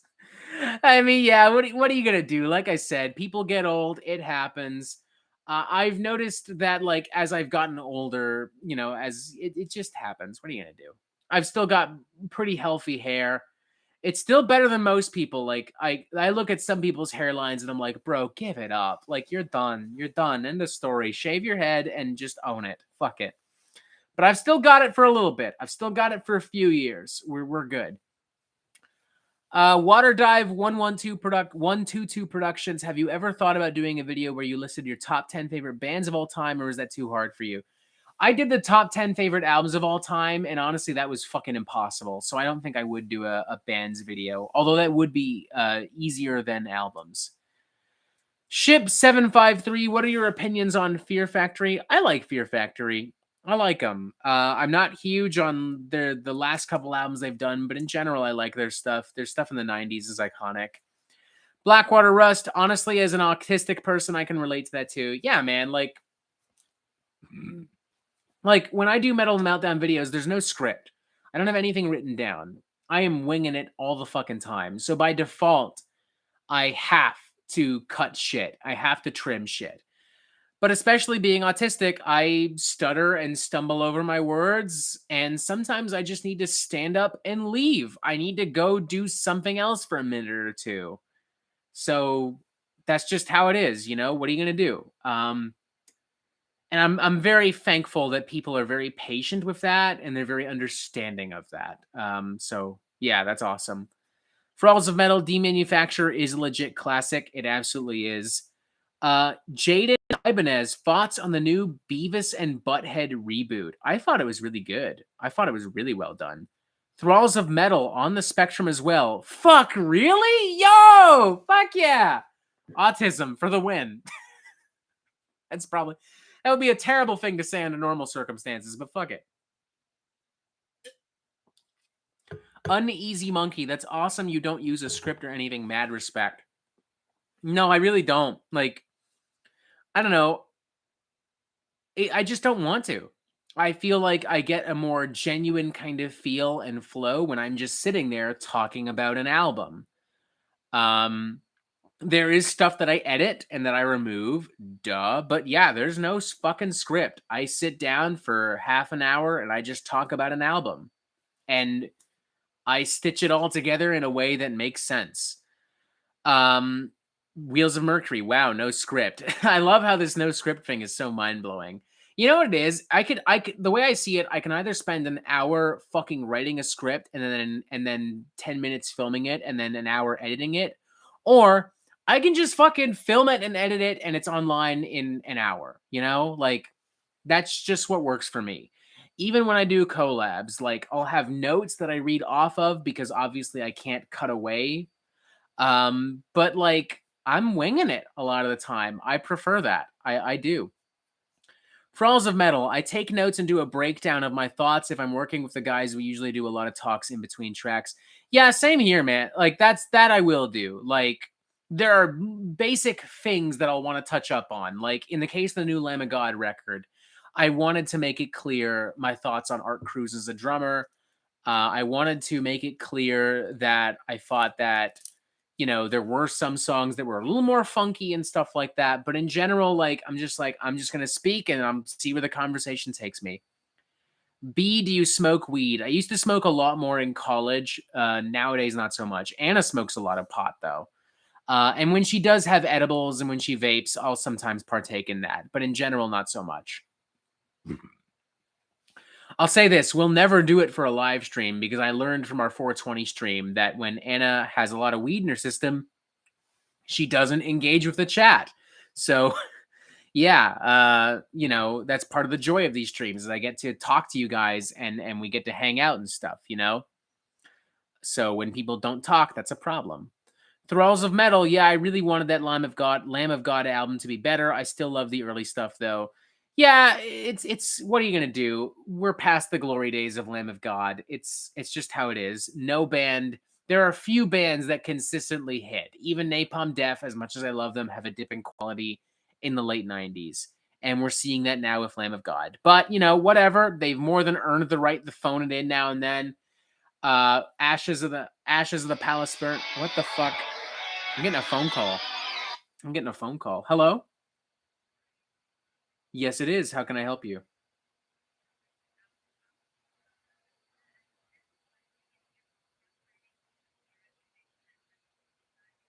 Yes, I am. Thank you. Confirming a restaurant reservation for tonight. That's interesting. At the Metal Meltdown, the only time I don't use a script was with that rant.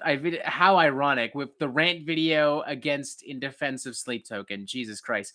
Thralls of Metal, Carcass Ringtone. Yes, that's 1985 from Surgical Steel. Mindful 28. Yo, your ringtone is Carcass 1985. Yes, I love Carcass. I fucking love Carcass. Yeah.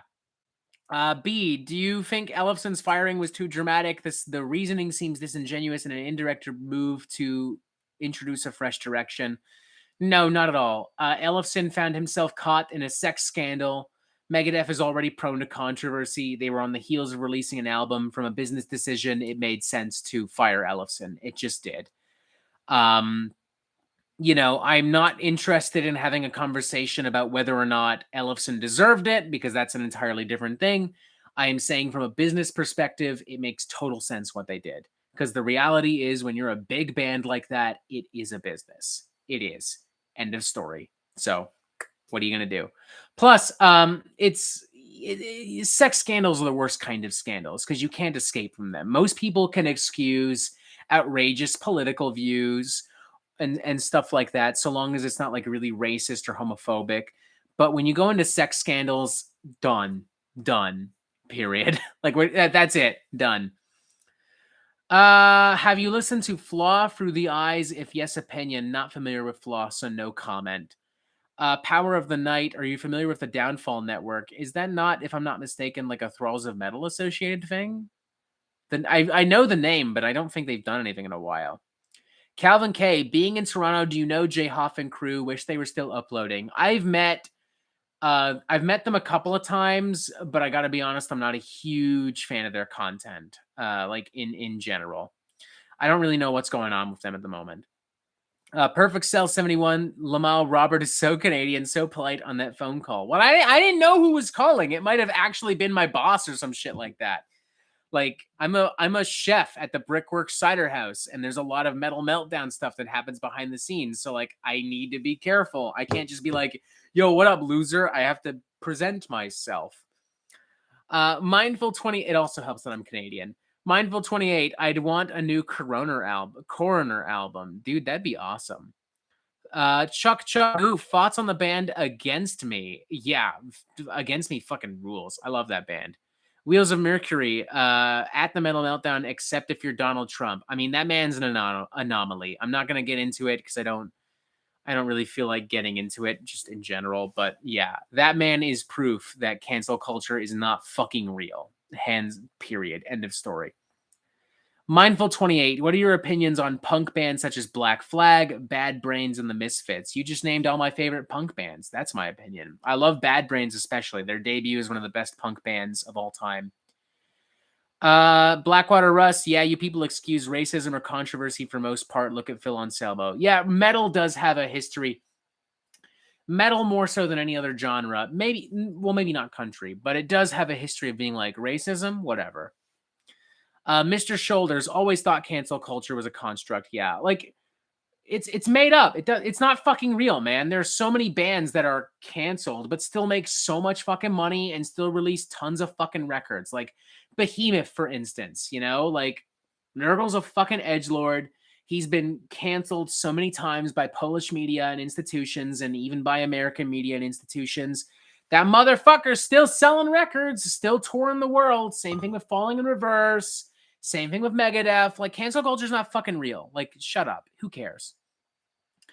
Bad Brains is goated. Damn straight they are. Spencer, have you seen the new film X? I remember there was like an anthology film called X back in the day, but I'm not familiar with a new film called X. Water Dive 122. Green Day is my favorite punk band. Thralls of Metal. If anything, it's consequence culture. That's a great way of putting it. Cancel culture is not about just like making people feel like crap. The camera's out of focus now. How do I fix that? Yo, how do I fix that, dingus? There we go. Consequence culture is a great way of putting it because at the end of the day, cancel culture is about being confronted with consequences. When you are a major name artist and you do something wrong, as a consumer, the best thing you can do is speak with your wallet. It's just that simple. You want to know why they didn't make a Ghostbusters sequel? Because no one fucking paid to see the reboot. End of story. They had to do another version, which people also didn't fucking pay to see, which means that Ghostbusters is probably done as a franchise. What are you going to do? You know? That's just how it is. Money talks. End of story.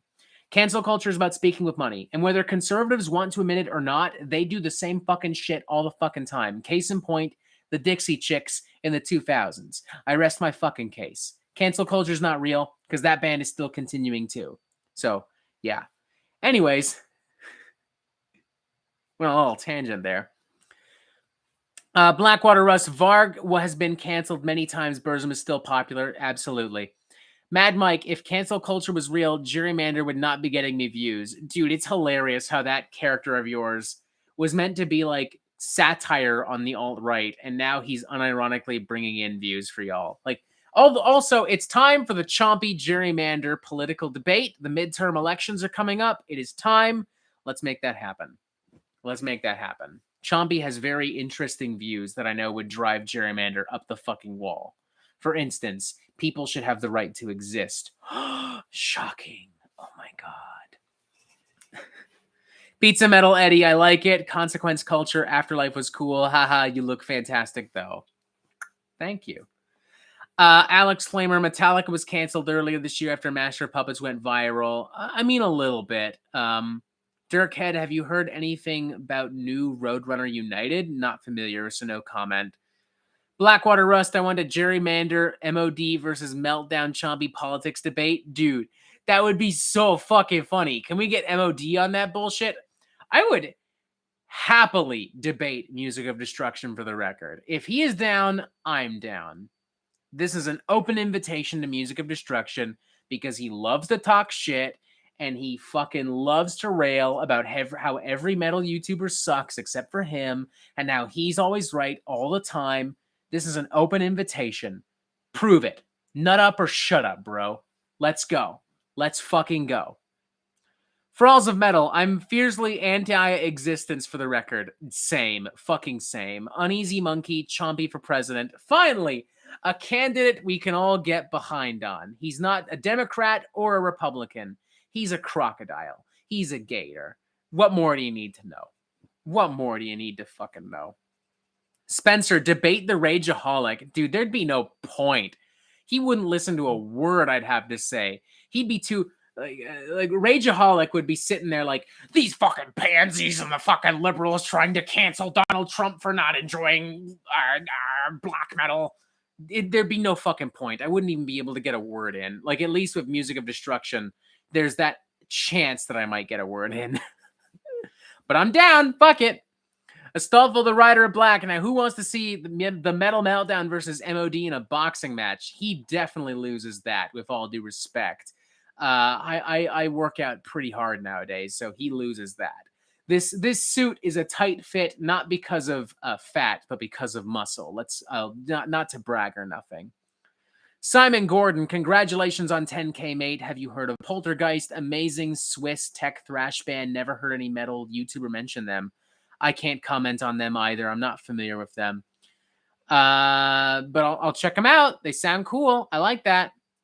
Mindful 28, I agree. Chompy for president. Spencer, I used to like his metal and game reviews, but wow, his political reviews, yikes. I'm not sure if you're talking about Razor Fist or Music of Destruction, but both. Chuck Goof, let's be real, Chompy would be better than 99% of United States presidents in the past 30 years. Oh, absolutely. Absolutely, without a doubt. I'm Canadian and I know that. That's how you know that this is real, because I'm Canadian. I'm unbiased. I have no stake in this. Chompy would make a better president. End of story. Pizza Metal Eddie. Oi, I hate politics too, but if you're in Toronto, remember to vote for city council. Yes, the mayoral race is coming up soon to all my Toronto folks. Always vote. End of story. Because if you don't vote, that means you've given up your right to a voice, which means you don't get to bitch and moan about the results. That's how I feel, at least. Manuel Guz, congratulations on your 10K subs. Greetings from Bolivia. So. Thanks, bud. Cheers. I'm going to have more drinks, come to think of it.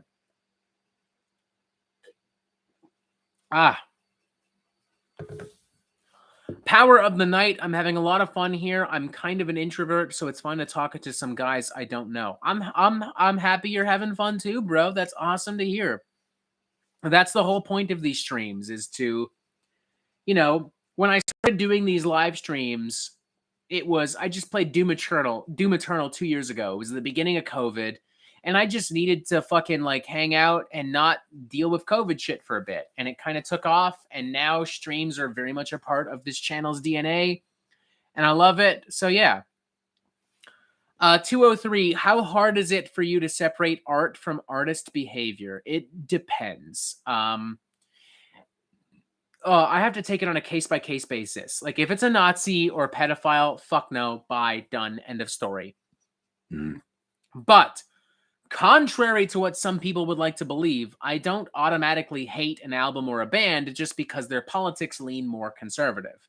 I'm well aware that other people have other political views and values, and we're not going to agree. I'm fine with that. I accept that. So, yeah, I just take it on a case by case basis, you know? Like Drukt have an album coming out, and I'm just not going to talk about it because they are openly associated with nationalist socialist movements and with the nationalist socialist black metal scene. I'm not going to give anyone shit for listening to that record or patronizing that band. I'm just not going to do it myself. It's just that simple. You're an adult. You have the power to decide what you want to do with your time and money. It's not up to me to make you feel like shit. That's not my job. It shouldn't be my job, at least. Michael McVitie, what's your go-to drink for on a? If I don't know what I want, I'll usually like if I go to a new restaurant, I'll check out the cocktail menu and I want to try what they have. But the go-to drink is usually still a Jack and Coke. In fact, I wanted to go get some Jack Daniels from the LCBO because I've got some Coca-Cola in the fridge that has to be used up. So I was going to make myself a Jack and Coke, but that's fine because we used up some awesome Ontario wine from the Burning Kiln Winery in Port Dover, Ontario. Definitely not a promotional plug. I would happily accept a promotional plug from them because they're awesome. They're great. Is that suit purple? Just noticing now. No, it's a black suit. It might just look that way under the light.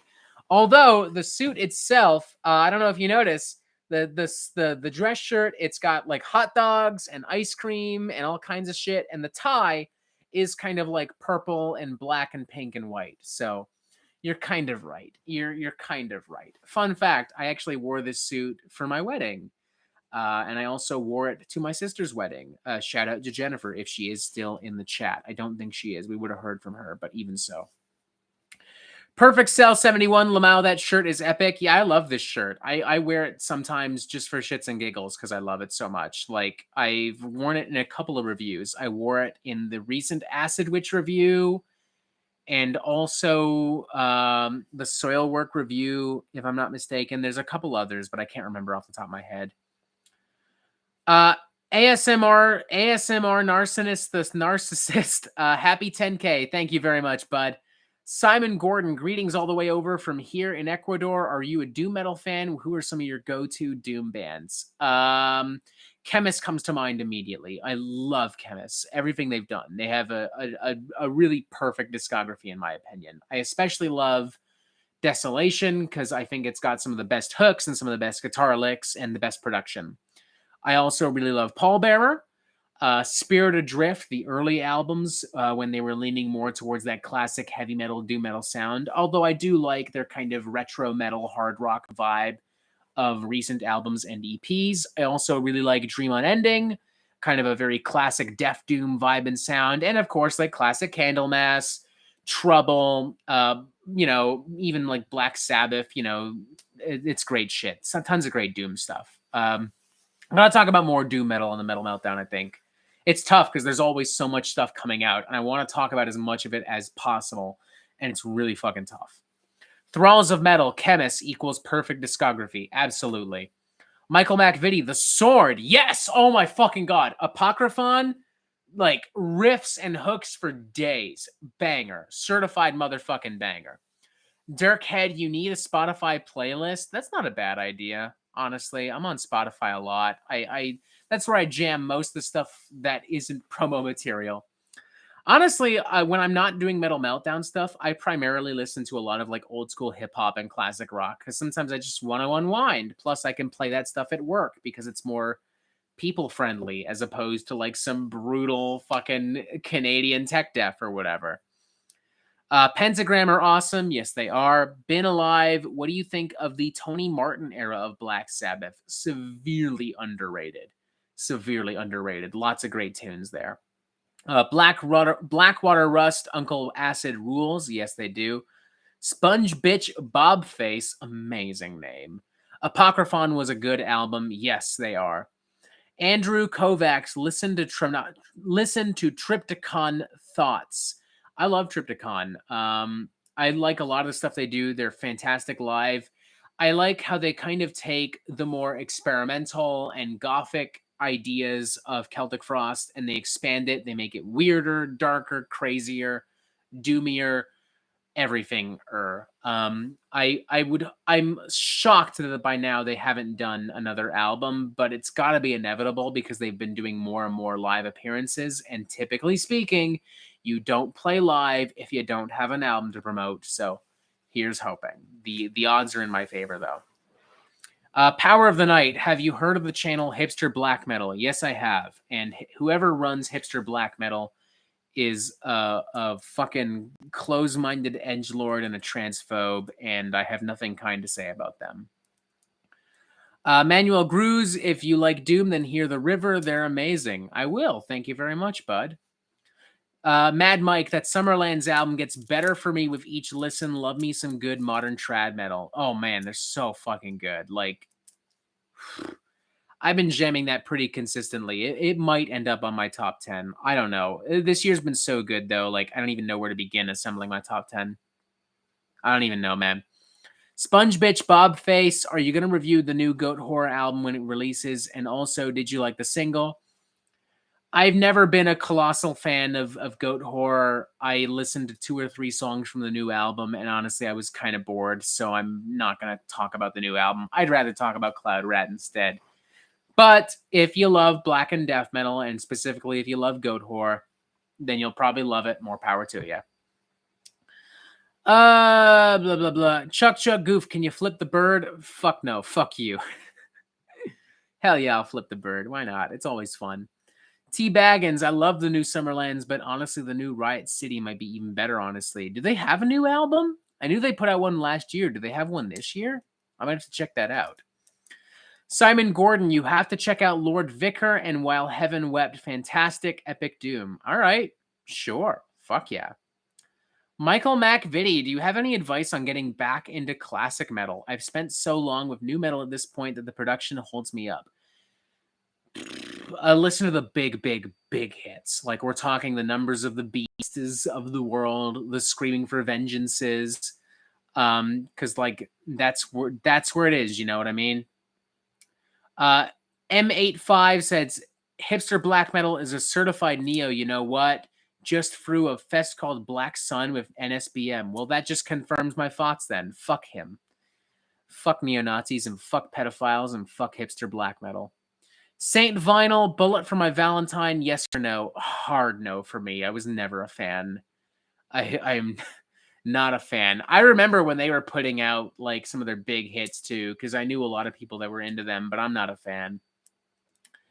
Mindful 28, have you listened to Sakis Toll's new solo album? It's better than the last 2 Rotting Christ albums. No comment, so sorry. Frosted NHL, hey man, I'm your cousin Darcy. Congrats. Thanks, Darcy. Nice to hear from you. Hope all is well. That actually is my cousin, Darcy Hickey. How you doing? I haven't seen you since you were like fucking 12. Jesus. You probably haven't even heard me swear, and I just did. So, shit. Don't tell your parents. Simon Gordon, favorite era and singer of Metal Church. I didn't even realize there were like multiple eras. Whatever that fucking first era is, I guess, because I love that debut. Power of the Night, I would love if you reviewed every Savatage album. They're so underrated. I'd be down. That'd be fun, honestly. Michael MacVitty, Bullet for My Valentine had like 4 good albums back in the day, but that was like 15 years ago. You named 4 more than I would name, honestly. I can't remember if I even talked about their last album. Straight up, I have no idea. Pac-Man Deck, do you at the Metal Meltdown? Do you like trans girls? I like all women. Trans women are women. Women rule. Cheers. Frosted NHL, I've been good, man. 17 now. Think I'm gonna be in the area shortly. It's nice to see you. Cool. Shoot me a line then, bud. I'll happily show you all the Toronto hotspots and stuff. I haven't seen you in a while, so. Now I can do more, not all adult things with you. I can't drink with you, but there's some semi-adult things I can do with you. Uneasy Monkey, based as fuck. I don't know what that's in reference to, but yeah, there you go. Astolfo, the Rider of Black. You know what they say, Robert. If there's a hole, there's a way. I mean, shit, man. sex is sex, holes are holes, whatever, man. Fuck it, who gives a shit? Yee, where do you buy band t-shirts from? Honestly, I bought most of them at concerts and stuff like that. I guess nowadays I'm actually like I got this at Nordstrom Rack. The Motorhead shirt I got at H&M, believe it or not. The Motorhead button up. That shit's great. ASMR Narcissus, the Narcissist. I actually got into Torch because of you, man. Hell yeah. Fuck yeah. Blackwater Rust, especially Pans. Absolutely. Pans people all the way. Pac-Man Deck, is Varg the most based guy in black metal? Absolutely not. Metal Maniac, Satan is awesome. Damn fucking straight, dude. Fuck yeah. Excuse me. Thralls of Metal, Torch is amazing. Just saw them on their sadly last tour with Meshuggah and Converge. Oh, the wine is starting to hit. Yeah, they're an awesome fucking band. Harmonicraft is like top 10 sludge metal albums ever. I'm very upset that Torch is disbanding. I'm hoping this means that Steve Brooks is going to refocus his efforts on Floor. I'm hoping that that's the case because I would really love some really sludgy, atmospheric, doomy nonsense from Floor. They're a great fucking band. Mad underrated.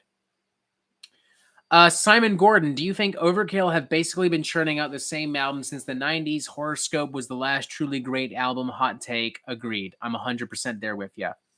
I like the Electric Age because that was my introduction to Overkill, but like, I mean, it's not a secret that they've been putting out like the same album over and over and over again for a while.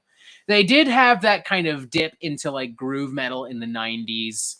But yeah, I mean, they've made the same album over and over and over again. They're kind of boring at this point. I'm not knocking them. Those albums aren't objectively terrible. I don't give a fuck anymore. I don't give a fuck. Thralls of Metal, Ironbound was pretty sick. It actually was. Ironbound was a really strong record. That and Electric Age are probably the best of their modern output. T. Baggins' Suspended Sentence by Satan's is the most underrated new wave of British heavy metal album. I would agree. Satan in general is a very underrated band. Sebastian Ibarra, groove metal was invented by Pantera. I'm going to dispute that ever so briefly. Popularized by Pantera. Invented by Ex-Hoarder. Like, specifically Slaughter in the Vatican. Like, I mean, you can hear it clear as day. You can even point to, like, some thrash here and there that had some groovier moments. Popularized by Pantera, but I would respectfully disagree that it was invented by them. Stefan Rijnaert, greetings from the Netherlands. Greetings from Toronto, good sir, or person, or whomever. Blackwater Rust, Years of Decay is one of the best thrash albums, in my opinion. I mean, yeah, classic Ex-Hoarder is still great. The problem is everything after that is just so one-dimensional. Yee, what's your favorite genre? I don't know, man. I don't know. I like a lot of stuff. Plain and simple. I definitely find myself really enjoying a lot of like death metal nowadays and like some more experimental black metal and shit like that. But there are a few things that I really don't like. The only genres I don't listen to, period. I don't care much for a lot of like pop country, and I don't care much for. Actually, that might be it. I listen to a lot of stuff, man. I listen to a lot of fucking stuff, man. Like if a non-metal channel approached me to talk about some hip hop or some alt rock or whatever, I'm game because I love it all. Sebastian Ibarra, oh, thank you for the information. You're welcome. You're welcome. Check out Exorder if you haven't already. T. Baggins, any thoughts on the recent chapter in the Vector discography, namely being dropped from Century Media? I did speak about this earlier, but like in general, I'll say it again. Fuck it. Century Media Records should have done a background check, period. End of story. And I find it hard to believe that they didn't do a background check. C'est la vie. What's done is done. It's, you know. Thralls of Metal. Death metal has a solid year, honestly. Oh my god, yeah. Undeath, Autopsy, Bloodbath, Mortuous. Like, it's been such a great year for death metal. And that's just within, like, the straightforward death metal. That's not including tech death, like Artificial Brain. That's not including blackened death metal or deathcore or whatever. It's been a really good fucking year for death metal. JM Casey just got here. Happy 10K. Case could be made for Prong and Helmet, creating groove metal as well. I can see that. Prong definitely. Helmet not so much because they're kind of closer to like alt metal or even post-hardcore. But I can see that. I can definitely see that. Manuel Goo's favorite genre is thrash metal. In the last years, I've been more into death metal but my heart belongs to thrash. If you had asked me this question 10 years ago, I would have said thrash metal. Because I mean, I still love these bands, but especially then, I loved Toxic Holocaust and Municipal Waste, and of course, classic thrash from Metallica, Slayer, Anthrax, Exodus, Testament, Megadeth. But like nowadays, man, thrash is kind of dead. Like, I mean, Power Trip ain't around anymore. Iron Regan haven't released anything in a while. King Gizzard had an awesome thrash record, but they're not a thrash band. They kind of just jump from genre to genre. Yeah, thrash is in a weird spot right now. Thrash needs a real kick in the ass, frankly. Jam Casey, Voivod's still killing it, though. They are, to be fair. They definitely are. Frauds of Metal, Phobophobic, Sentient Horror, the list goes on. Oh, yeah, like I could spend the rest of the stream talking about all the awesome death metal released this year. Black metal, too, like Devil Master, Blood Osnord, the new Morbicon, or the debut from Morbicon, rather. I've only heard the singles, but it sounds amazing. And of course, like you have Watain. I honestly thought that new Watain record was great. I loved the production and the vibe of that thing. It was recorded live in an abandoned church. How much more black metal can you fucking get? Ryan Goya, what is the latest addition to your vinyl collection? I recently got Lamb of God, Sacrament, and Journey Escape. I'll actually show you. Why not? I'll show you. I will show you what the recent additions to my vinyl collection are, because I love you that much and you deserve it that badly. Where are they? Here we go. Here we fucking go. I gotta fucking... This is messier than I thought it would be. I have too much fucking vinyl. I'm making a mess. There is shit everywhere all of a sudden. Chat amongst yourselves for the moment. I'm getting the records. I'm making this happen. All right, where is it? Where the fuck is it? There we go. All right. Hi, what up? How you doing? This is not the record I wanted. Shit. All right, I'm getting back up, I guess. Fucking hell. God damn it. This is what happens when you're tipsy. You don't pay attention to fucking shit. Where is it? There we go. All right, here we go. For realsies this time. Hi. How's everyone doing? How is everyone fucking doing? So, someone asked about vinyl. So recently I picked up Glow On from Turnstile. Really great kind of like melodic hardcore, post-hardcore alternative with like some dreamy, spacey elements mixed in. This was one of my favorite non-metal albums of 2021. Check that out if you haven't already. I also picked up Alceste, Le Voyage de l'Âme. It's a great record, like really emotionally charged, black gaze and melodic black metal, really good shit.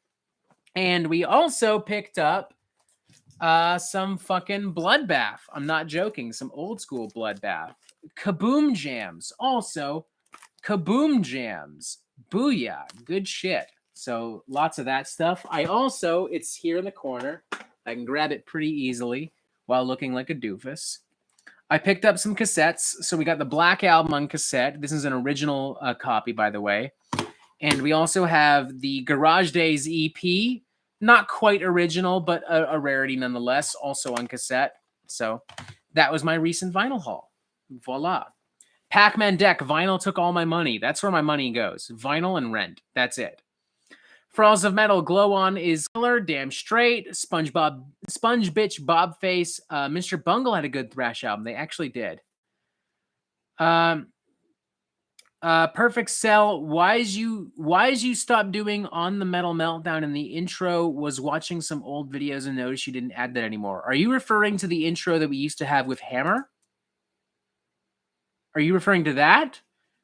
If so, I just decided that it was time for a change. I mad respect for the Hammer Boys. Check out their stuff if you haven't already. I just felt it was time for a change, and I kind of like the more natural flow of me just like getting into an album. Frogs of Metal, there are only great Bloodbath albums and EPs. That's true, but those first two are the best. In my opinion, at least. I also really like the stuff they've done with Nick Holmes is really great too. Don't get me wrong. An Average Meme Lord, Black Metal might have won 2022 for me. Imperial Triumphant, Worm Shepherd, Vehemence, Psy, Sylvain, Ibaraki, Slugette. I could go on. Yeah, you could, because you left out Devil Master and Watain and Blood of Snord and so many more. It's been an awesome year for Black Metal. Manuel Goose, have you ever been in a band? Yes. I was in a couple of bands in college and in high school. I was in like an acoustic kind of pop rock band called Beggar's Banquet for a bit. We did fucking nothing. I was in a comedy metal kind of grindcore band called Walking Sex Monster in college. We recorded a bunch of demos. We did a couple shows here and there. And I also do still write music now and then. I just, it's difficult to find the right people that want to do it because I am a bit of a control freak when it comes to my own material that I write. I will concede right away. So yeah, I've been in a couple bands, and I am like I used to play jazz trumpet in high school. I was in like concert band and jazz band and shit like that. I performed at the King Cardin Jazz Fest with an ensemble. That was like 2011, I want to say. That was a long time ago. I don't even have my trumpet anymore. I do have a guitar. I can't play fucking shit on it. But I know my basic chords and shit like that. I think it's important to at least understand music theory if you're talking about music in a very critical capacity. So, yeah, I'd be down to join a new band. It just depends on what would come my way.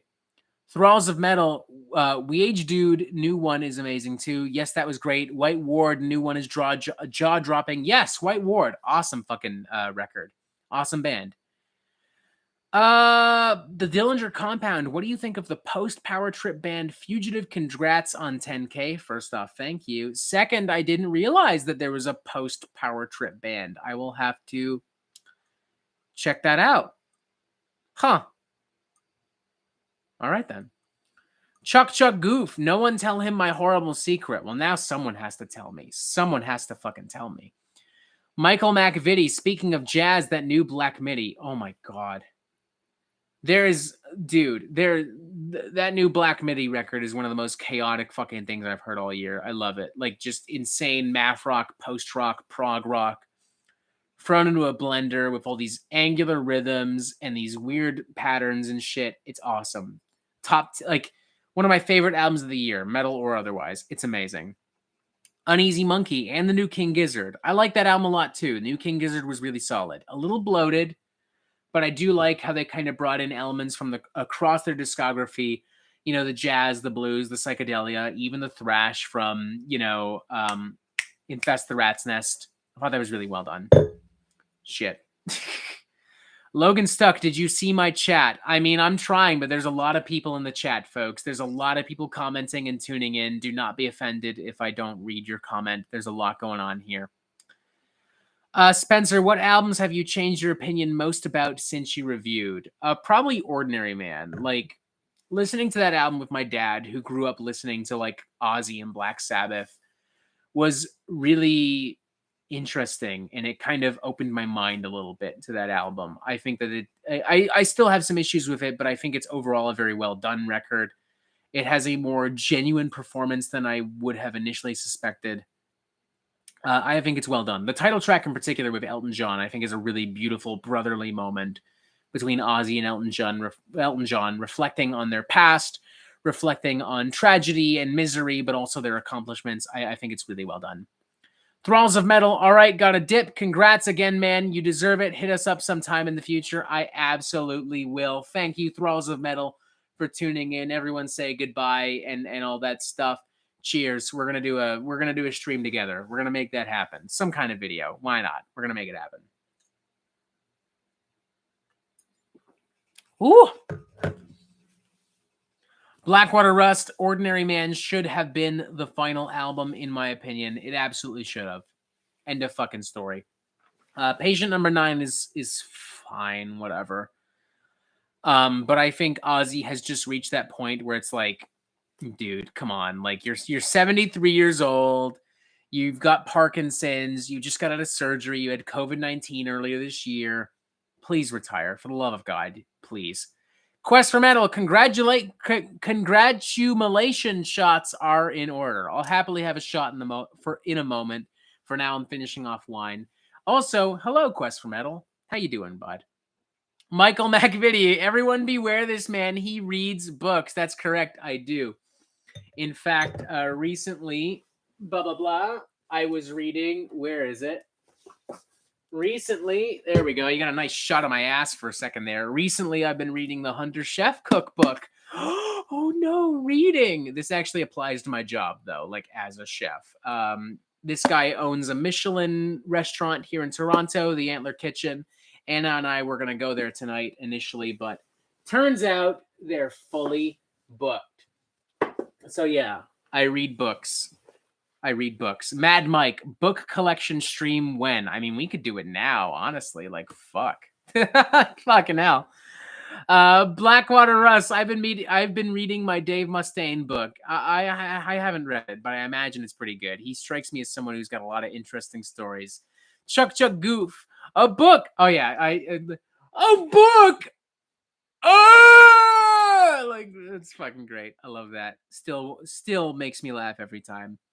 Astolfo the Rider of Black, this is the most serious question I have to ask you. So, please give an honest answer. OnlyFans when? Oh my God, I did kind of promise that, didn't I? All right, we're gonna figure something out. We're gonna make it happen. I don't know. Maybe I need a couple more subs before I get. Maybe we'll see. We'll see. I'll say this: OnlyFans would be an avenue where, contrary to what y'all horn dogs would want, there wouldn't be a lot of like explicit stuff. It would be an avenue where maybe I would just post additional content. But we'll see. I don't know. It's definitely something I should consider more, unironically. So yeah. Blackwater Rust, my parents got me a secret ticket to a Megadeth show since my near car accident, so I got to read up on my Rust in Peace book. Megadeth is great live. They're fucking great live. Hell yeah. Blackwater Russ, my mom's an angel. Shout out to fucking Blackwater Russ's mom, I guess. Pac-Man Deck, bro. What up, bro?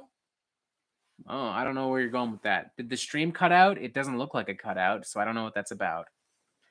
Michael Smith, do you think that lyrics are becoming mostly irrelevant in metal, hard to decipher growls? No one speaks about it in reviews, just the riffs. I think it depends on the band. If I'm looking at a band like Cannibal Corpse, I don't give a fuck about lyrics, straight up. But if a band is actively trying to say something, I think it's important to analyze lyrics. So, like, when it comes to something like Napalm Death or Venom Prison or Cattle Decapitation, I absolutely pay attention to lyrics. Even if it's hard to decipher, once you spend enough time with an album, you can make it out. Like, I know what Travis Ryan is saying on a Cattle Decapitation record, and what he's saying is pretty provocative and urgent and powerful. So, But yeah, if you're like a fucking thrash death metal band, just like, I like gore, I like violence, then like, whatever, who fucking cares? I don't give a fuck. Dillinger Compound, are you going to the Liturgy, Elizabeth, Color Wheel, and Infant Child show in December in Toronto? I mean, we'll see, man. I'm a chef, man, so December's a pretty busy time of the year, but I would definitely be down to go to that. Oh, excuse me. I really like Liturgy. They're kind of pretentious at times, but they've consistently done some cool stuff. Perfect Cell 71. Why is metalcore so hated? Because elitists are fucking stupid. That's why. Shred Rat 8. What up? Looking slick, daddy? Oh, fuck yeah. Someone's called me daddy. That's a first. I kind of dig it. Not gonna lie. Thanks for tuning in. Happy you dig the attire. I told you I was gonna suit up. Some of y'all thought I was joking. I was not. Fuck you. Blackwater Russ, forced gender reassignment is still so power and provocative. Oh my God, yeah. Still one of the most relevant fucking songs they've ever done. Michael McVitie, recently I've been wondering if Venom Prison would make my end of the year list. Then I listened again, and yep, it is. Oh, absolutely. Astolfo the Rider of Black, you also promised to dress up as Devil Daddy for Halloween. I don't remember that. I don't. I straight up don't. I've got really good memory, and I don't remember that. Even if I wanted to, and I don't, I feel like I would need to sit in latex for that, and I don't want to do that. I don't know. I don't want to. For Halloween itself, like Anna and I are going to a big party in the Village here in Toronto, so I'll probably just get like some party packager shit, like one of those like hot dog costumes or whatever. I don't fucking care. As far as the stream is concerned, it doesn't matter because we're playing video games during the stream. Radical Gambino, what's your favorite thing to cook? I like lots of stuff, man. I'm a sucker for a good old-fashioned steak. So steak, I guess. Like Anna and I picked up, this was a couple of weeks ago, we bought a tomahawk steak from the St. Lawrence Market. And I did, obviously, a tomahawk steak with like a seared foie gras pate and roasted heirloom carrots and asparagus. And I made my own chimichurri, and that was really great. I love duck confit and like any kind of gnocchi dish. Anything southern too. That's where a bit of my southern spirit comes through, like chicken fried steak and biscuits and gravy. I love that shit, man. Fucking delicious. Blackwater Russ, I'm dressing up as a bard this year. Fuck yeah, that's awesome. Blackwater Russ, a drunk bard, probably lol. Lots of beer, playing my mandolin. That sounds awesome, bro. Go for it. Power of the Night, will you do another underrated metal albums with Questy? I mean, that makes sense, I guess, since we did a sequel to overrated albums. Quest for Metal, if you're still listening, let's make that happen. That's actually a good idea. B says the new Rammstein is good. It's all right. My thoughts are well documented at this point. It's not my cup of tea, but I do still like Rammstein in general. Wheels of Mercury. Meanwhile, Danny Warsnot from Asking Alexandria. You don't like our new sound? Yeah, I'm the best. He's a bit of an ego maniac. Metal Maniac, is it an Epiphone? Are you referring to the guitar back here? Because yes, it is. Yes, it is. This is actually a custom Les Paul that I won, or more specifically, my parents won in a contest that Counting Cars hosted in Florida, some kind of motorcycle rally. The point is, they won it in a contest. I have it now. It's mine. Mindful28, would you ever do a collaboration with Metal Trenches? We're planning one right now. Michael McVitie, Rammstein is Rammstein. Don't really care, but won't turn it off if it comes on. Mood. Mad Mike, who has a bigger ego, Ronnie Radke or Chris Barnes? Definitely Ronnie Radke. Fucking definitely Ronnie Radke. Derot Eric Osterzone says, what's your thoughts on a possible new 6 Feet Under album, Afraid or Ignore because Chris Barnes? Oh, I won't ignore it. I'd be stupid to ignore it. Like, my most popular videos on this channel have me absolutely going apeshit over 6 Feet Under. I would be a fucking moron to ignore a 6 Feet Under album, which is inevitable, folks. 6 Feet Under consistently releases albums every 2 to 3 years, so it's not unreasonable to assume that there will be a 6 Feet Under album in the very near future, and I will not ignore it because I'll make money off of it, and I'd be an idiot to ignore it. Radical Gambino, do you think so many metal releases hurts metal or helps metal music? It definitely helps. I can understand why somebody would think that it might hurt metal, because at a certain point you get so much stuff just kind of like fading into obscurity and bleeding in with everyone else, but like the more music the better as far as I'm concerned. Uneasy Monkey, have you heard the new game Scorn coming out soon? Looks pretty metal. I don't know much about it. Anna, however, does. Apparently she even did like some kind of crowdfunding campaign. She contributed to that. What is your opinion on Benediction? I feel they get overshadowed by Bolt Thrower, but they're almost as good. I mean, you summed it up. Spencer, any clue how your Nostalgia Critic video got so big? That's how I found you randomly when it came out, FYI. Timing. Like, at that point, everyone was talking mad shit about Nostalgia Critics The Wall. It's entirely about timing. It really is just that fucking simple. The Dillinger Escape Plan, Dillinger Compound. Can you do a Rush album ranking list? I'd be down. Maybe for the next Canada Day special, we would do that. Blackwater Rust. I try to listen to other genres if I'm overwhelmed by new metal releases? Understandable.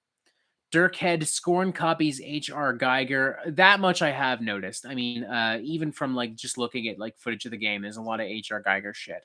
Which, good, because H.R. Geiger fucking rules, bro. One of the coolest one of the coolest artists and designers of this era. I mean, he single-handedly is responsible for like the success of Alien. The xenomorph design still scares the fuck out of me. I don't give a fuck what anyone says. I don't care that that movie is like 50 fucking years old. Xenomorph still scares the fuck out of me. One of the best creature designs ever. Der Rote Erik Osterzone, regards from East Germany. Do you know why Horg is out of hypocrisy? I have no idea. But regards from Toronto. I love Germany. Cool country. Cool shit. Wheels of Mercury. My dad would probably love a Rush discography ranking. I'd be down. Power from the Night. Could you do a collab with Jimmy from the Block? We talked about it at a certain point, honestly. We talked about doing like a 6 feet under drinking game. I'd be down to do one now, honestly. I would collab with anyone who came at me with a really cool idea. Straight up. I don't discriminate. The better the idea, the more I want to do it. Metal Maniac, Farewell to Kings, Caress of Steel, Hemispheres, Fly By Night, 2112, Moving Pictures, Permanent Waves. You're just naming Rush albums. Understandable, though. Rush rules. Why do you think so many Ozzy Osbourne fans are so ignorant to believe Ozzy is beyond criticism? Because he's a rock god. That's why. Unfortunately, when you love an artist so much, and when someone has been around as long as Ozzy, people get this idea that they can't be criticized. They're gods. They're legends. Why would you criticize them? And I think that that's really silly, because when you're not willing to criticize an artist, you end up with stuff like Saint Anger. You know what I mean? The reality is no one is perfect. Everyone fucks up. Everyone has missteps. It's in your best interest to acknowledge them. It's just that fucking simple, you know? Like, I love Metallica, but I don't love Saint Anger. End of story. The Dillinger Compound. Would you ever review a Death Spell Omega album? No. Mad Mike, Rush's discography is fascinating. Some albums are better than others, but even with the weaker ones, there's something worth talking about. Yeah, I'd agree with that. There are a lot of interesting jams all throughout their discography. Michael Mano, hi Robert. I really enjoy reviews. Thanks for being an articulate ambassador for metal. Thank you. Thank you for your comment. I'm in Toronto too. Do you ever go to the Rock Pile? I do not. I am not a fan of the Rock Pile. It's just kind of a dirty, scuzzy joint. I don't know. There's no one who plays there. No one plays there that I'm interested in, unless, I don't know, if you want to see a Bon Jovi cover band, I guess it's the best venue in the world. If as far as bars are concerned in Toronto, I don't know. I love El Rey's. They're a great Mexican bar. The Hard Luck is great. Horseshoe Tavern. As far as concert venues, Phoenix Theater, Opera House, but yeah, not Rock Pile. Not Rock Pile. What do you prefer in comparison to old school death metal production sound or Sunlight Sound? Thanks, Canada Rules, especially old Cryptopsy and the first Cataclysm records.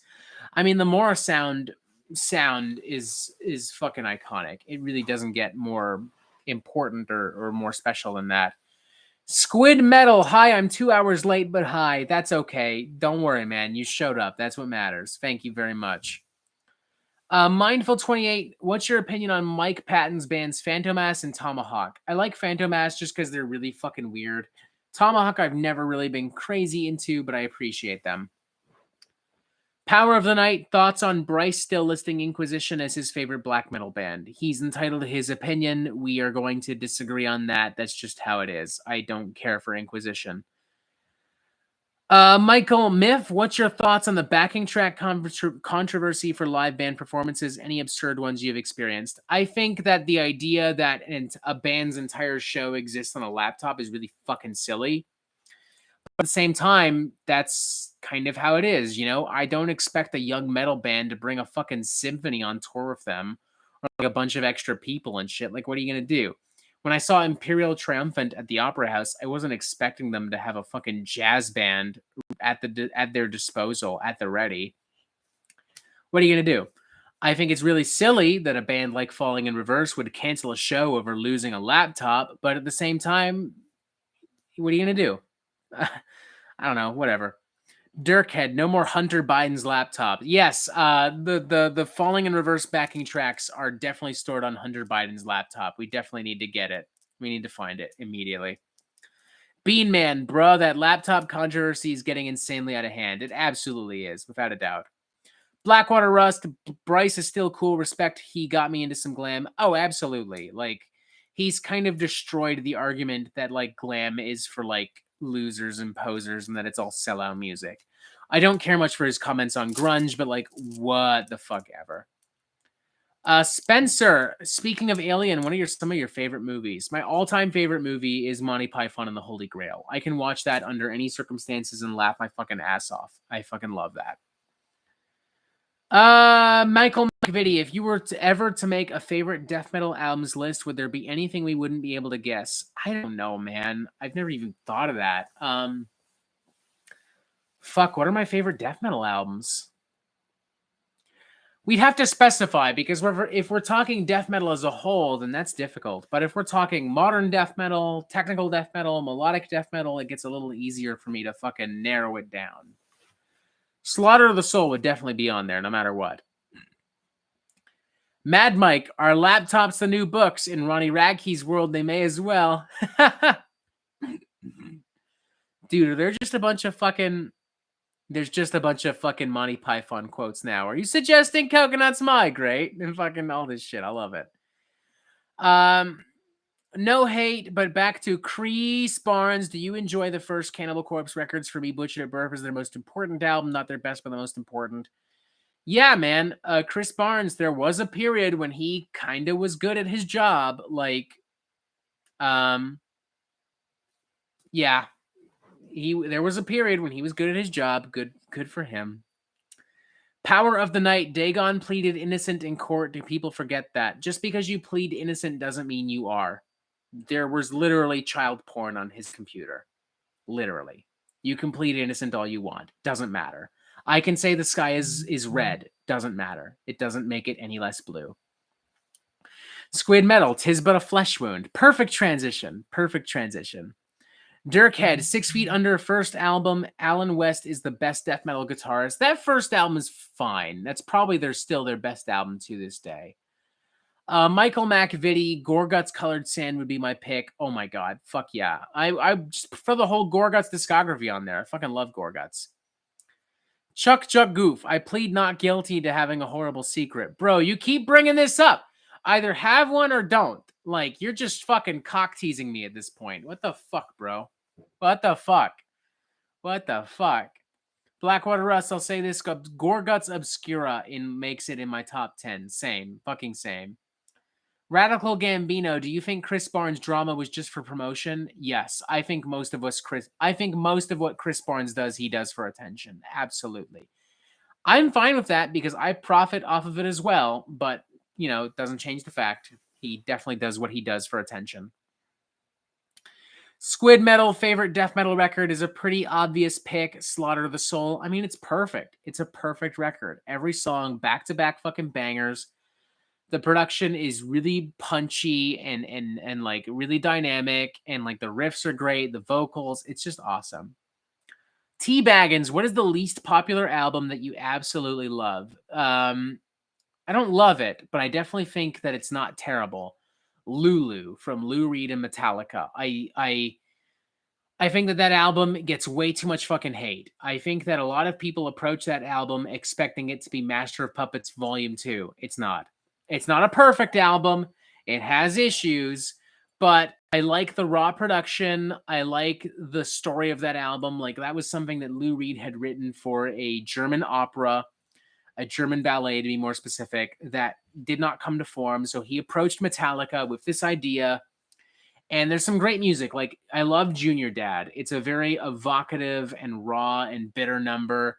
I think that the fact that it is as repetitive and monotonous as it is kind of drills home the emotion of that thing. Dragon as well has like this really awesome angular fucking riff. Another case where it being repetitive actually works to its benefit.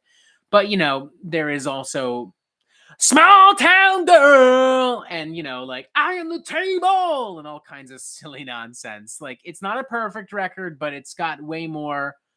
It's not as terrible as people say it is. It's got some charming moments. It's not terrible.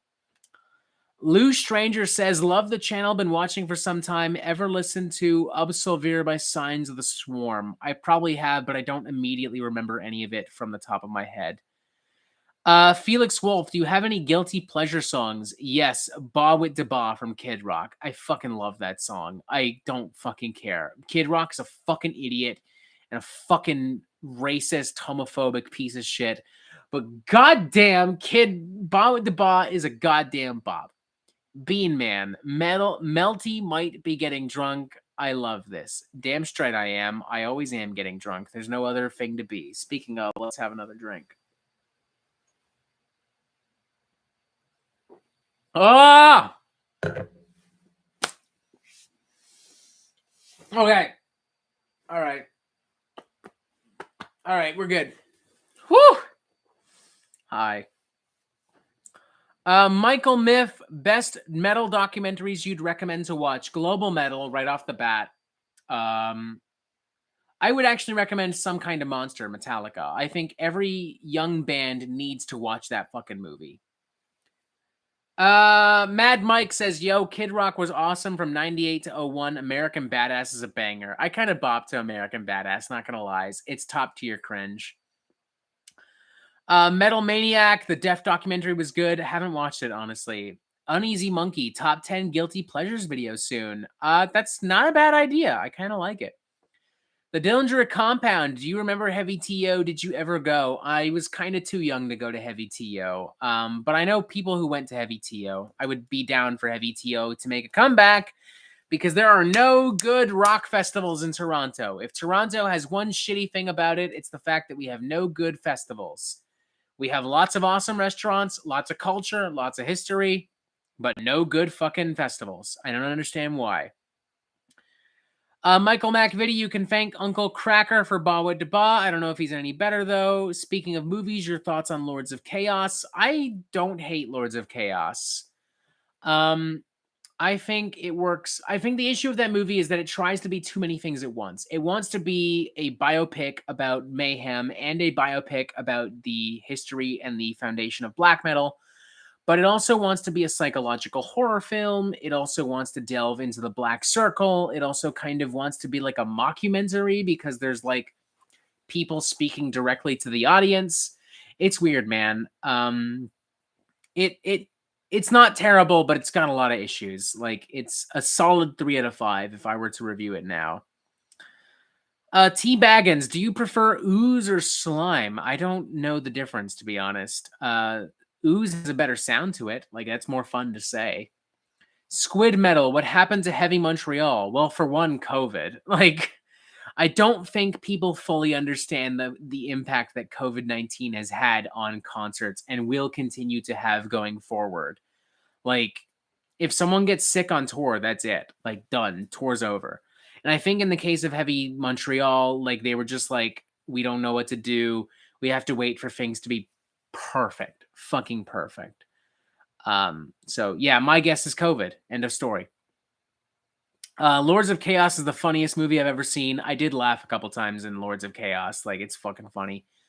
Wolf Slayer, do you like Zentrix? Not really, but I don't hate him either. Some of the early records have some jams. Oh, excuse me.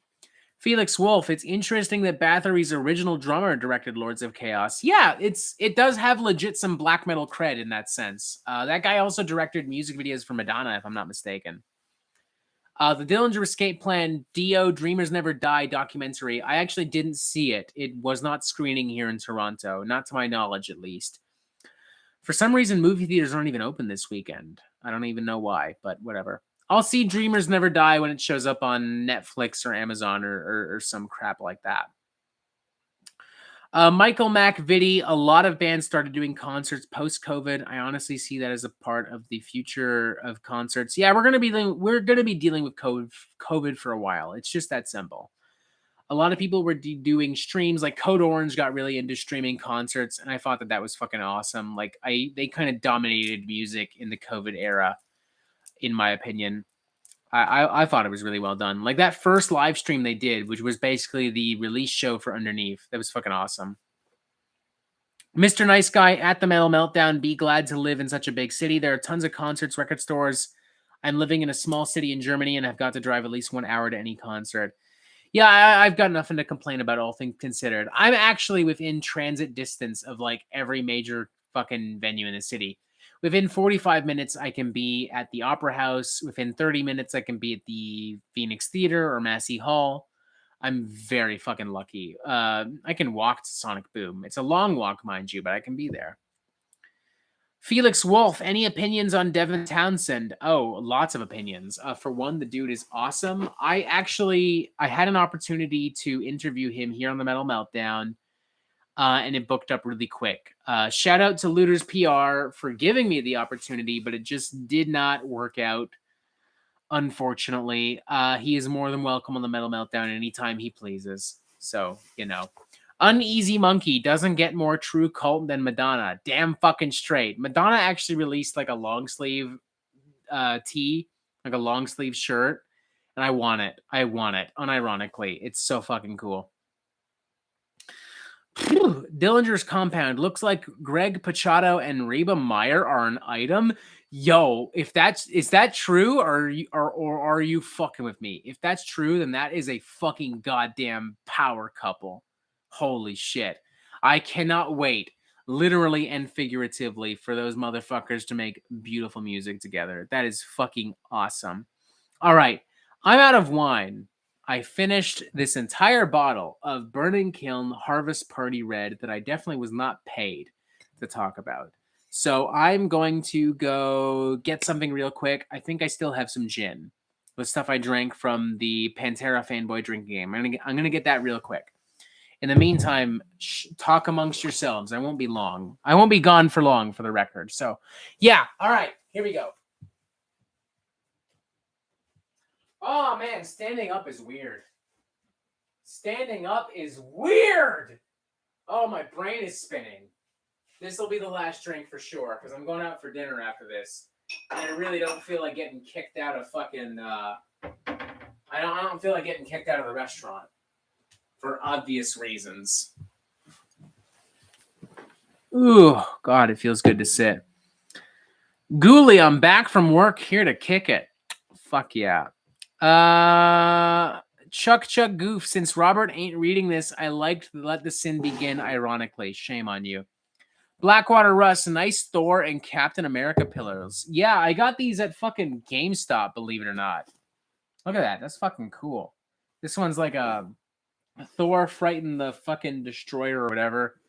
And the other one is like Cap being a fucking horn dog and being like, oh no, my boyfriend Bucky died. Fucking great. I'm going to unbutton this a little bit just because it's getting really warm. Okay, there we go.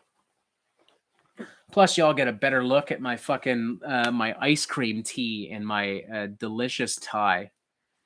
Fucking great. Blackwater Rust, those are badass. Damn straight they are. Thoughts on the Beastie Boys? Oh my god, I love the Beastie Boys. Damn fucking straight. There was something about interviews. Shit. Felix Wolf says, I'm looking to get back into album reviews. Any tips? Be honest. Period. Be honest. No matter how controversial, no matter how divisive, be honest. Because metal nerds are going to give you shit no matter what. They're going to tell you you're a liar. They're going to tell you you're a poser no matter what. So just be honest, because at least then they don't have an actual reason to do so. You know what I mean? Squid Metal, be careful. The stream is going to get sabotaged by who? Whatever. Red Black Metalhead, time for 10K shots. Well, I do actually have a shot glass, so there's an element of truth to that. Cheers. This is a sipping gin, as I learned from the Angry Pantera Fanboy drinking game. Yeah, fun fact. I got actually pretty sick after that drinking game because I drank this gin. So I've learned my lesson. We're just gonna hang out. Michael McVitie, Rob looking like a mob boss in a cartoon. Same. Now with these glasses, probably. That's unironically a great compliment. Fuck yeah. Dirkhead, Beastie Boys, Sabotage. Fuck yeah. Banger. Fucking banger, bro. Listen up, y'all. It's a Sabotage. I need some Beastie Boys vinyl. I don't have any Beastie Boys vinyl. I need some. I need Beastie Boys vinyl now. Felix Wolf says, thanks, my dude. You're welcome, my dude. I'm happy. That's just good advice in general, folks. Be honest, no matter what. Period. End of fucking story. The Dillinger Compound, please review the new Antichrist Imperium album. Could very well be my #1 black and death metal album of 2022. I'm not familiar with it, so I'll keep an eye on it. Michael Miff, any band's PR get back to you after a bad review? Well, there's Dungeon Wolf. When I talk shit about them in the worst albums of the year video from last year, I got a couple emails about that. In general, the PR companies don't really care. Like, they don't give a fuck. Why would they? They have no interest in this. Like, they just want to promote a record, and all publicity is good publicity as far as they're concerned. So, like, whatever. Although Spencer Charnas from Ice Nine Kills did so, not he apparently saw the Ice Nine Kills review of Welcome to Horrorwood. And then he emailed his manager, and then his manager emailed me and Looter's PR as well, and was like, "You need to take this down because Spencer's mad." And Looter's PR was like, "Absolutely, we'll do this." And I was like, "Fuck you! No one tells me what to do on my fucking channel. You don't like it too fucking bad." I agreed to temporarily shelve it, but it's still online, and he wanted it full removed. So Spencer Charnas from Ice Nine Kills can suck my fucking dick. Wow, that is powerful gin. That is definitely the last drink of the evening. Fucking hell. Holy shit. Wow. I'm going to take those glasses off just so I can see a little better. Dirkhead, Welcome to Horrorwood is great. I mean, if you love it, good for you, man. My issue is not even with the album at this point. It's with Spencer Charnas being so fucking thin-skinned that he felt the need to send his managers and his PR crew after me. Like, fuck them. Fuck you, Spencer. You got something to say to me? Say it to my fucking face. Fuck you.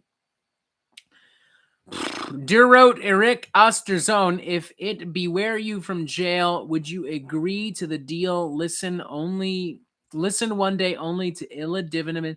What? Are you asking me which album I would rather listen to? Because the answer is neither. I'll go to jail. Fuck it. Neither. Fuck you. Not fuck you. Fuck these albums. You're great, Der Roke Eric Osterzone. Mac017, any plans on making more top different genre videos? I don't remember making that to begin with. I don't know. Whatever. Sure, why not? I don't know, sure. Mad Mike, the funniest thing was after all that, Spencer said in an interview, you gotta have a thick skin and ignore all the critics or something like that.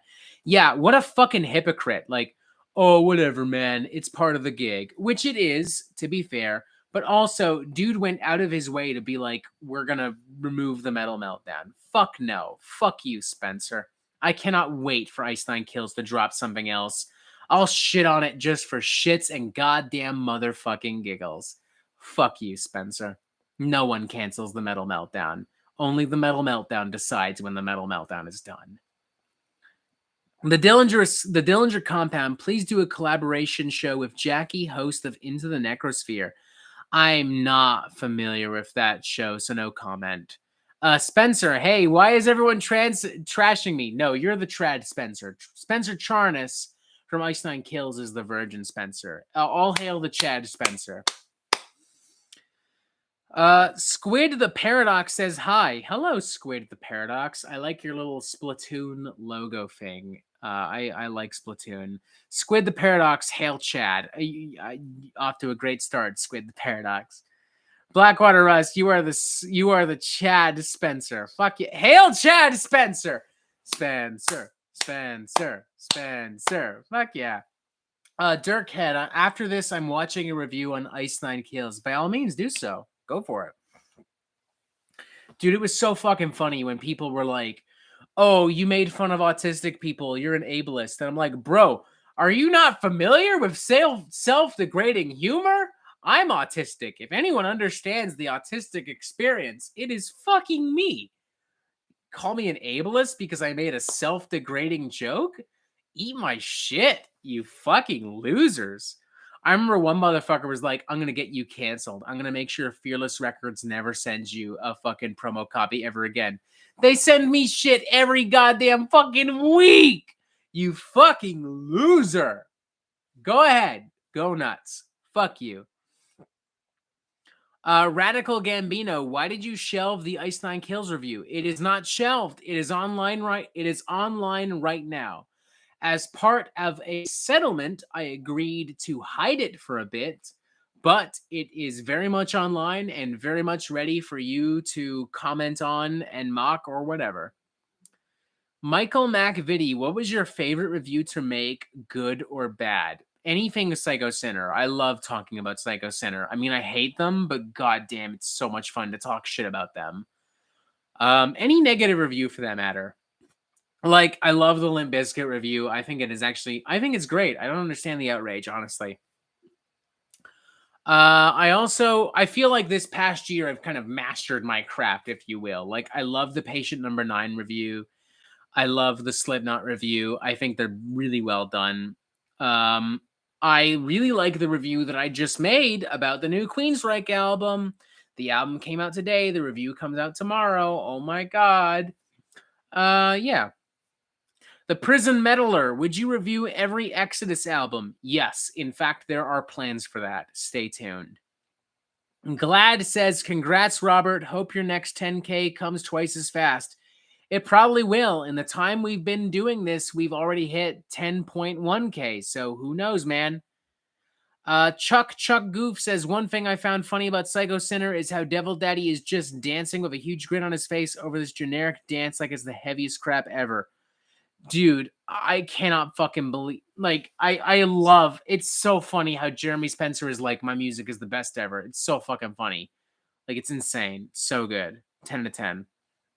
Dirkhead, Slipknot review was good. Yeah, I love it. I really like it. Sometimes those more lukewarm reviews are great because I can acknowledge things that are great and that are bad about a review. And that helps to create a little bit more controversy, which always works in my benefit, contrary to popular belief.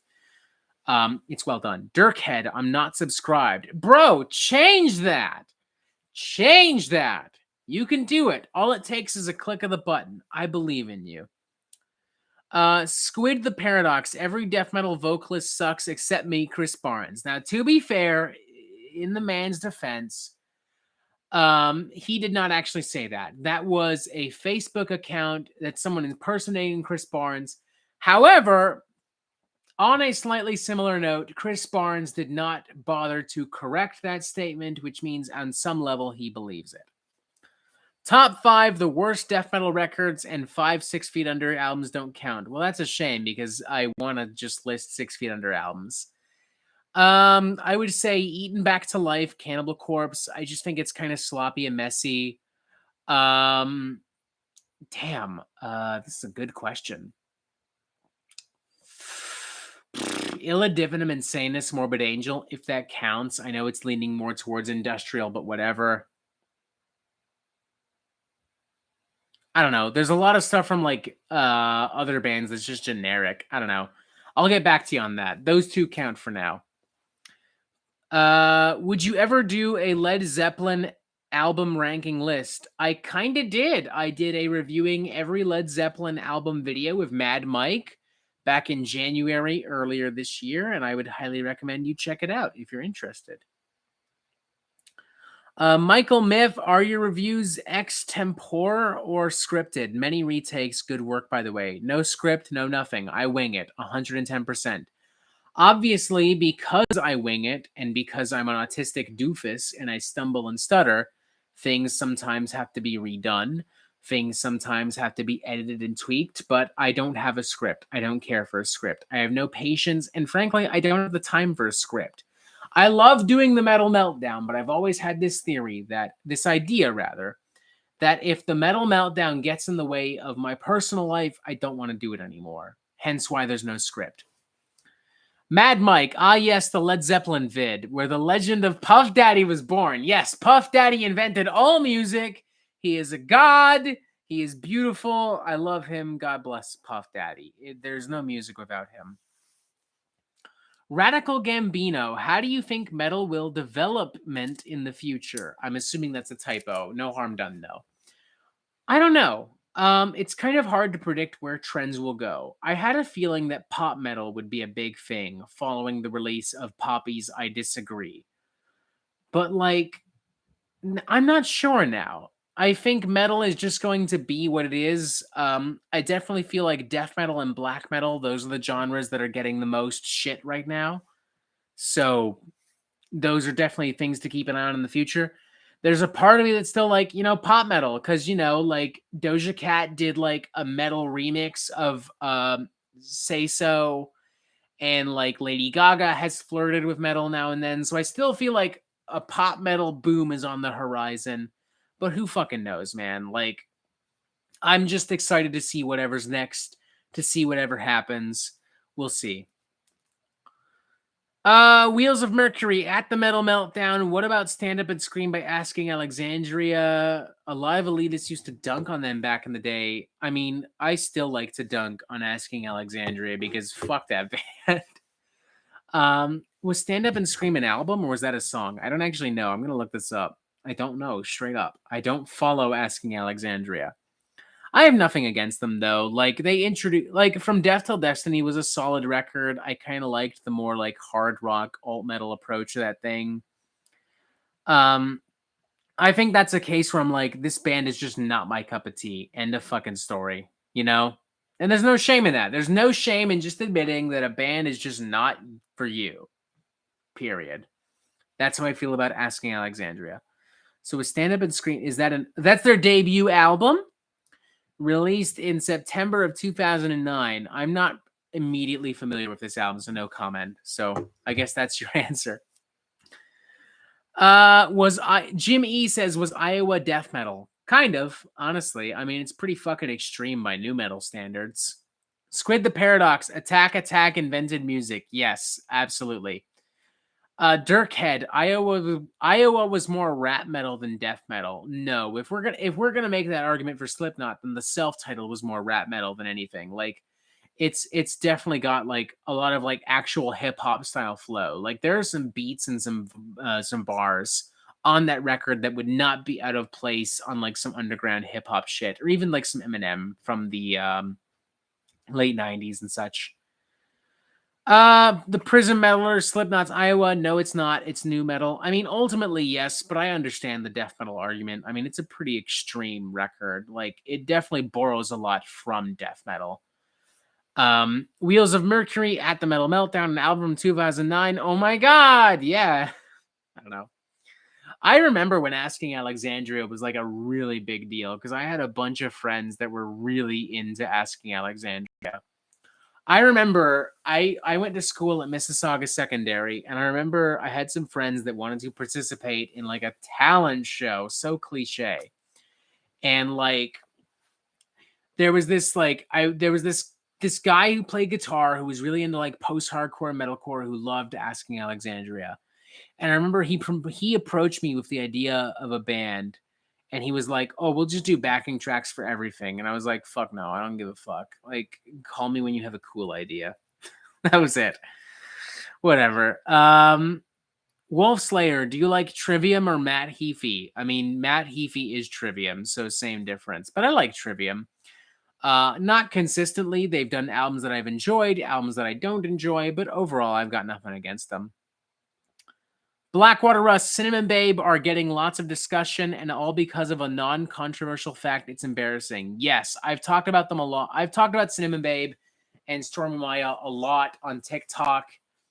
The idea that rock and roll is black is a controversial statement is fucking hilarious. I mean, Little Richard, Chuck Berry, Fats Domino, Sister Rosetta Thorpe, like these people laid the foundation for rock and roll. Plus, Jimi Hendrix, Tina Turner, Lenny Kravitz, Tom Morello, Slash, like the list goes on and on. Anyone giving Stormy Maya shit can actually eat my fucking asshole. Fuck them. Ah, god damn it. Wow. 1 minute. Give me a minute. This gin is fucking me up. All right. We're good. All right, Squid the Paradox, I'm gonna morb. I just did, bro. Some dude, also congrats on 10,000 subs, man. Thank you very much. The Dillinger Compound, can you do a spotlight on the finest of extreme Canadian music? Sure, but for the record, Mad Mike and I did do a video about great Canadian rock and metal earlier this year. So by all means, check that out. Michael Mac Vitti, what long-running band do you think is the most consistently good, and which do you think is most consistently bad? Most consistently good is probably Cannibal Corpse. Most consistently bad, probably Tankard. Dirkhead, don't throw up on stream. I won't, I promise you. I don't want to do that myself, so don't worry. Not going to happen. I think I'm honestly done with alcohol. I'm going out later this evening, so I don't want to overdo it. Pigeon, thoughts on Typo Negative? The debut album, probably my favorite ever. I like Typo Negative. You'll hear more of my thoughts about this band later in the month. Chuck Goof, it would have been ironic if you said 6 feet under was the most consistently bad. Oof. I mean, they are for the record, but like, Jesus Christ, Tankard. Ugh, yikes. Dirkhead, I'll subscribe if you do. You should do it in general. You should just do it in general. Fucking hell. Wheels of Mercury, the Metal Meltdown. What species would your fursona be? Bro, I'm not getting into that. I'm not a furry. No disrespect to people who are. I'm just not. Plain and simple. Mindful28, since you're Canadian, have you ever encountered any geese? Hell yeah, I have. Geese fucking suck. Geese suck. Geese are they're assholes. I don't want them to be the national bird or whatever of Canada. I would happily buy a fucking gun and shoot every goddamn geese in the country. They are assholes. Fuck them all. Squid the Paradox, kill all the geese. Chuck Goof, geese suck. Yeah, the fucking left-leaning liberal definitely leans my body when we're talking about geese. Fuck geese. I'm gonna take a piss. I'm gonna take a goddamn piss. I'll be right back. Are guns allowed in Canada? Yes, but unlike the United States, we have gun control. Anyway, I'll be right back. I'm gonna take a piss, and then I'll be right back. We're gonna party some more. It's all good. I'm just gonna take a piss. You might hear some tinkle and streaming because these apartments have thin walls. Nothing I can do about that, so don't be weird. You might. Whatever. Ow! I slammed my finger. God damn it.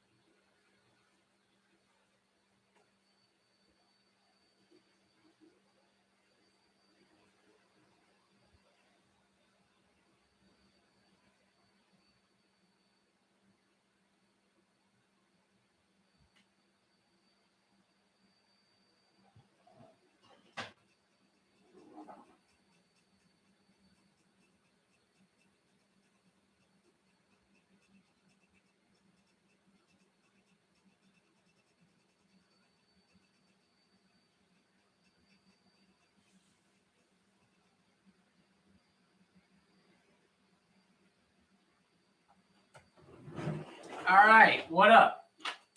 I took a fat piss. We're good now.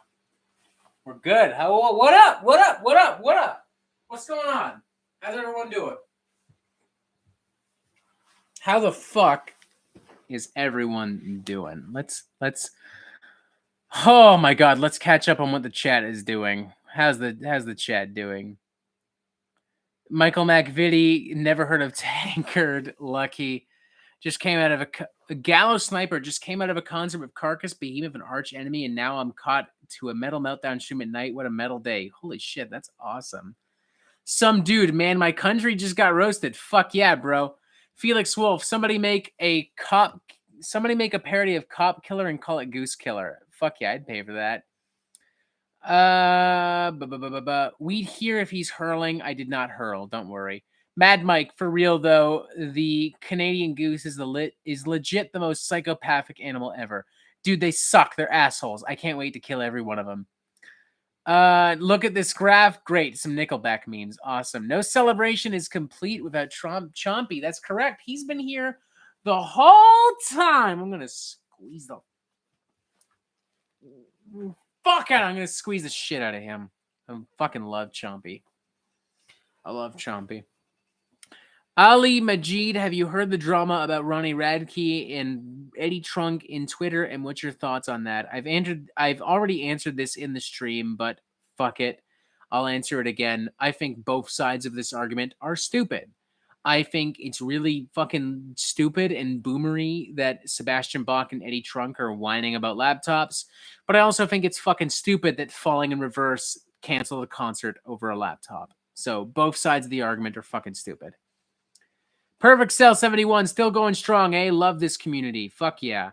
Knack017, rank strapping young lad. Absolutely. Squid the Paradox, sick chompy on the geese. I would. Don't test him. He will.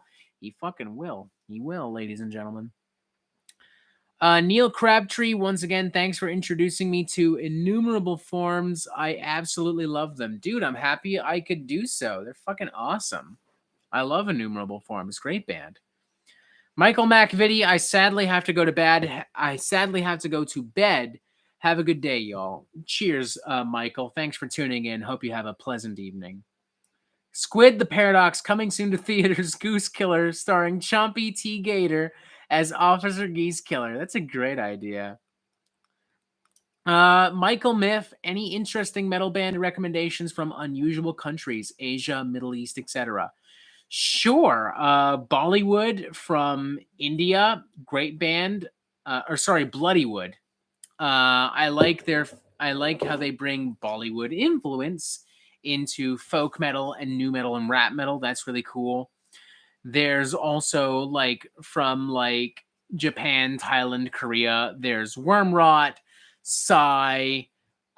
There's tons of great stuff out there. Tons of great stuff. Our AMSR the Narcissus, Wormrot right off the bat. There you go.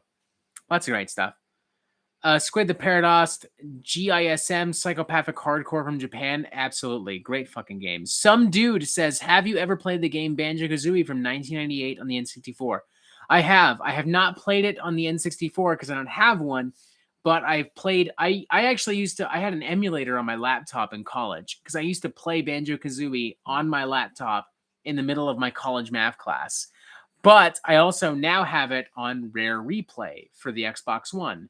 And I kind of wanted to do it on a stream sometime, and maybe we will. I don't know. We'll see. I just spilled some gin all over my fucking hand. Jesus Christ. Radical Gambino, will you ever do a reaction video? I kind of feel like that's what the YouTube shorts are. Just me reacting to songs and controversies and stuff like that. So I don't feel the need to do a full-blown thing where I'm like, oh my God, it's the song and it's the thing. You know what I mean? I don't know.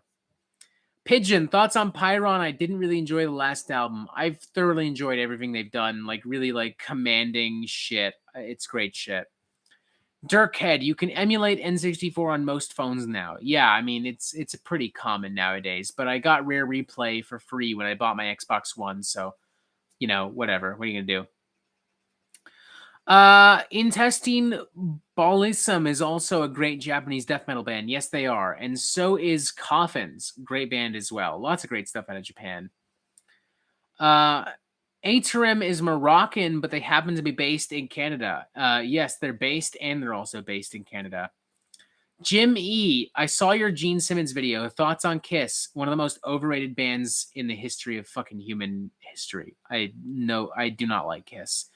Ironically, their most controversial cuts, like Beth and I Was Made for Loving You, are some of my most favorites.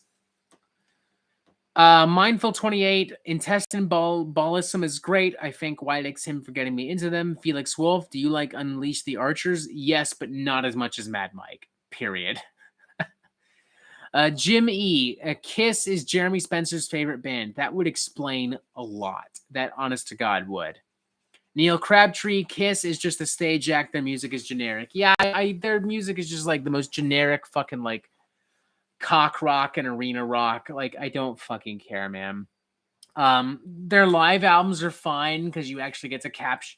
They do a good job at capturing the energy of an actual Kiss live show, but the studio albums are all fucking terrible. End of story. Pigeon, only good song is Love Gun. That actually is a solid song. I'll give you that. Love Gun is kind of great. I can't remember the name of the movie, but there was this movie in like the mid 2000s with Paul Rudd, and it was about this guy who was like a total loser, and they adopted some foster kids, and there was a sequence with Love Gun, and I always found that kind of funny. And also Beth. That was actually a big part of the movie. Mindful 28, what's your opinion on Dragon Force? I don't think they're the greatest, but they're overhated. Yeah, I mean, you summed it up for me there. Like, I'm fine with Dragon Force. They're a band. They exist.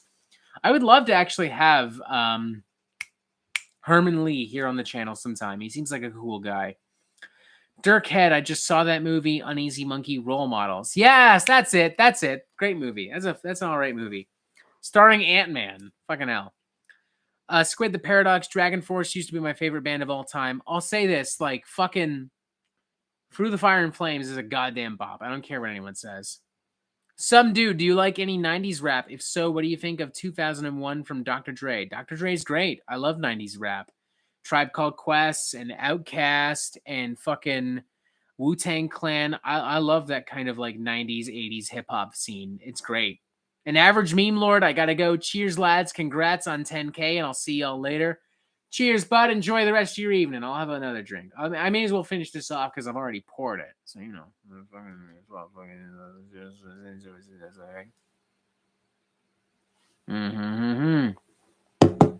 Whew! All right, Uneasy Monkey. What do you think of the new Kendrick? I love the new Kendrick Lamar. Mr. Morale and the Big Steppers. I like... I mean, I'm not even thinking the music. I'm thinking like the lyrics and the concept. I like Kendrick continuing to combat systemic oppression and abuse, family abuse, homophobia, racism. And I also like how he approaches it from the perspective of, I want to be a better man and I want to better myself. There's something really mature and vulnerable about that I really appreciate. It's a very well done record. My favorite hip hop record of the year. Some Done says, see ya, meme lord. See ya, bud. Have a great day. Some do you enjoy any Radiohead? I like the first album. I think it's a really solid piece of 90s grunge and alt rock. But honestly, everything else, not so much. I don't even care much for OK Computer. I think it's a severely overrated album. But whatever. I do like The Smile, which, if I'm not mistaken, does feature some members of Radiohead. I feel like that's closer to what Radiohead should be. Blackwater Rustin, even though he has been in the news recently for being an idiot, those early Kanye albums slap. I mean, yeah, those first 3 albums are perfection. Graduation, College Dropout, Late Registration. 80s and Heartbreak has a lot of great songs on it. I think that album kind of unintentionally kind of laid the template for how pop and rap music would be in the 2010s. Like, there's so much about that album that I can hear replicated now in so much pop and rap nowadays, especially from like Drake and Katy Perry and shit. My Beautiful Dark Twisted Fantasy, potentially hot take, but I agree with Anthony Fantano. It's 6. I do love the Kids See Ghosts record. That thing's great. I think that's a fucking great record. But Kanye's a fucking idiot. He's a fucking moron. And I don't care for him as a human being. Neil Crabtree, what are your thoughts on the Silver Surfer getting his own movie? I seen that they confirmed it. I'm fine with it. It's not my first choice for a whatever. But sure, it might be interesting. I would rather Silver Surfer get introduced via something like the Fantastic Four or even an Avengers film where they're dealing with Galactus directly because he's so, tied so closely to Galactus. But I don't know. if DC can make a Joker movie work, then I don't see why Marvel can't make a Silver Surfer movie work. Why not? Fuck it. Uneasy Monkey, damn, that's the hottest of hot takes on Radiohead. Yeah, they're a band I've never really understood or cared for. What are you gonna do? No disrespect, just not my cup of tea. Pigeon, Rings of Power so far, ZZZZZ. Honestly, hard disagree. I really enjoy Kings of Power. Rings of Power. I really like how it expands on the lore of Middle Earth. I like how much it pulls from the appendices of the Lord of the Rings, as well as stuff like the Silmarillion and extra little bits and details from other video games and books. I really like the depiction of Galadriel. I like how confident and strong and independent she is. I love everything with like the Southlands and their kind of internal battle with Sauron and all that, Morgoth. I think it's a really well done series, honestly. I don't care if I'm in the minority. Fuck it. What do you think of Warnings watching from a distance? Not familiar, so no comment. Kieran Buckley, do you think Metallica should call it a day and retire? I mean, eventually they'll have to. That's the reality. I think metalheads need to get used to the fact that the legacy metal bands, Judas Priest, Iron Maiden, Metallica, they're going to have to call it a day eventually, whether they die or whether they retire. And I would rather they retire because I want them to spend their final moments on a beach as opposed to on a tour bus. If that makes me evil or selfish, then so be it. Blackwater Rust, Spit Out the Bone would be a good finale. That's a banging track. Best track on Hardwired, without a doubt.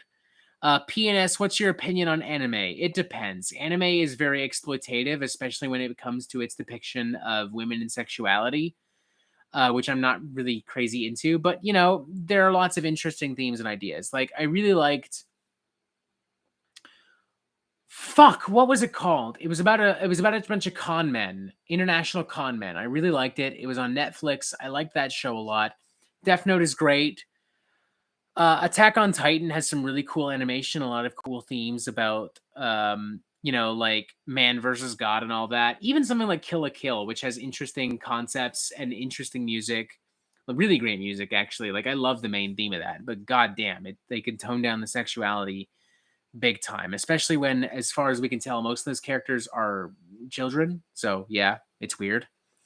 Uneasy Monkey, you're not into women and sexuality. Quite the opposite. I'm into both. I'm just not into exploitation, and like specifically exploitation of young women, like teenage women, which anime, even at its best, is kind of guilty of, like, all the fucking time.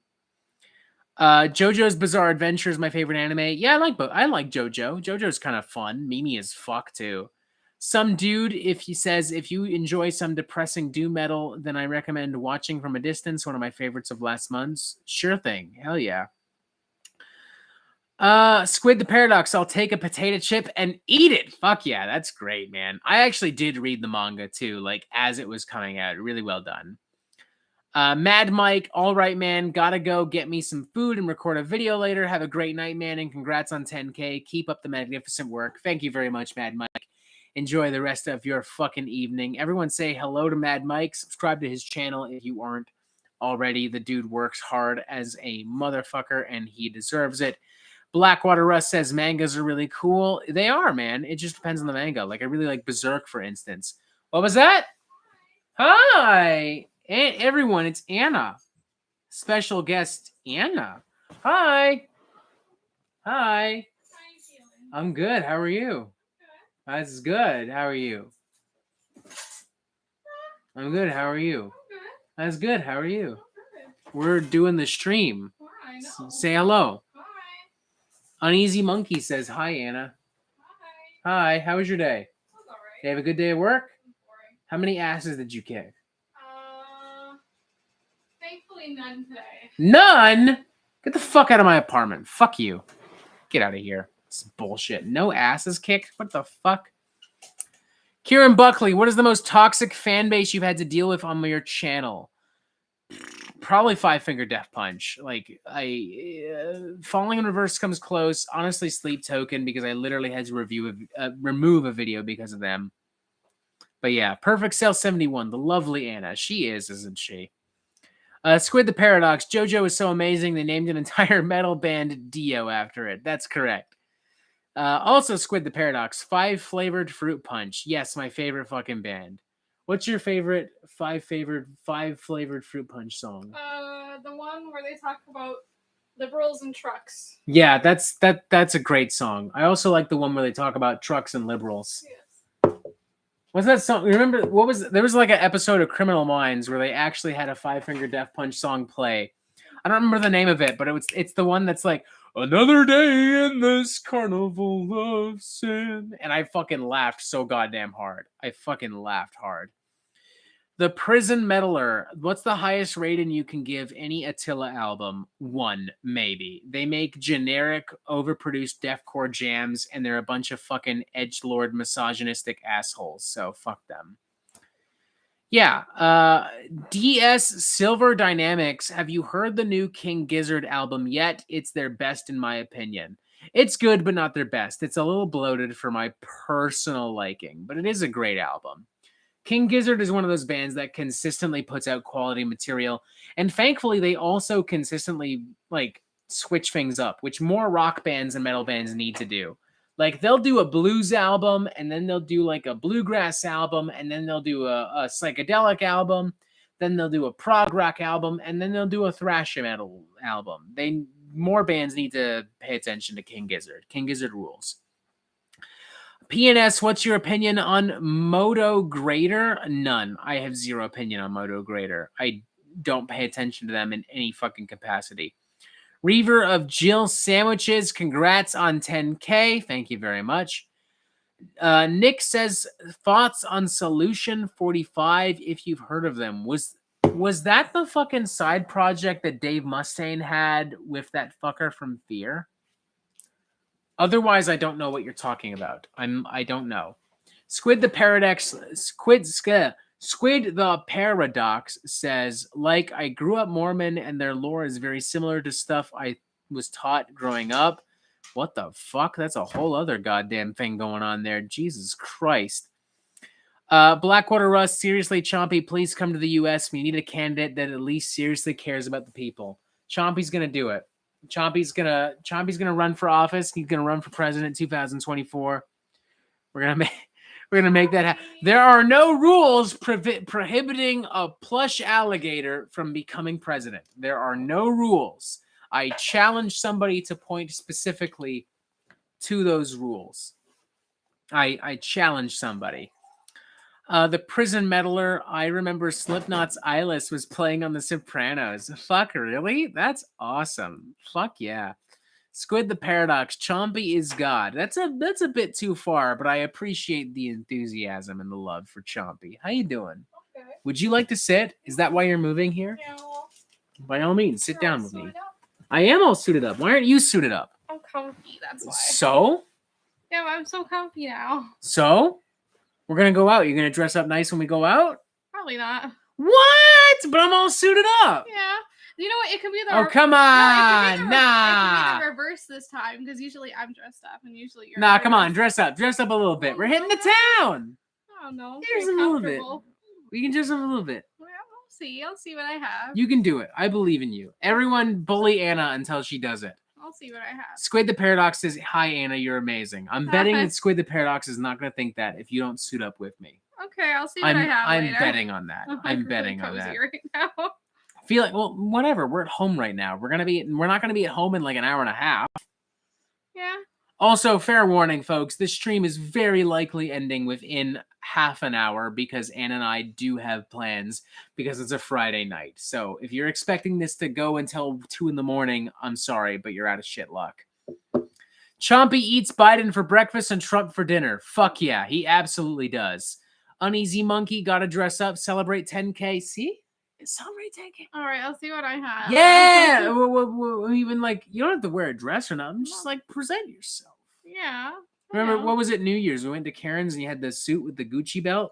Maybe. We'll That was see. cool. That was a look. I'm biased, but I think it was a look. That's silly. That was a look. Squid the Paradox. It is impossible to dislike Anna. She's too cool for this word. Look. I didn't know it was so popular. You are, at least as far as the Metal Meltdown audience is concerned.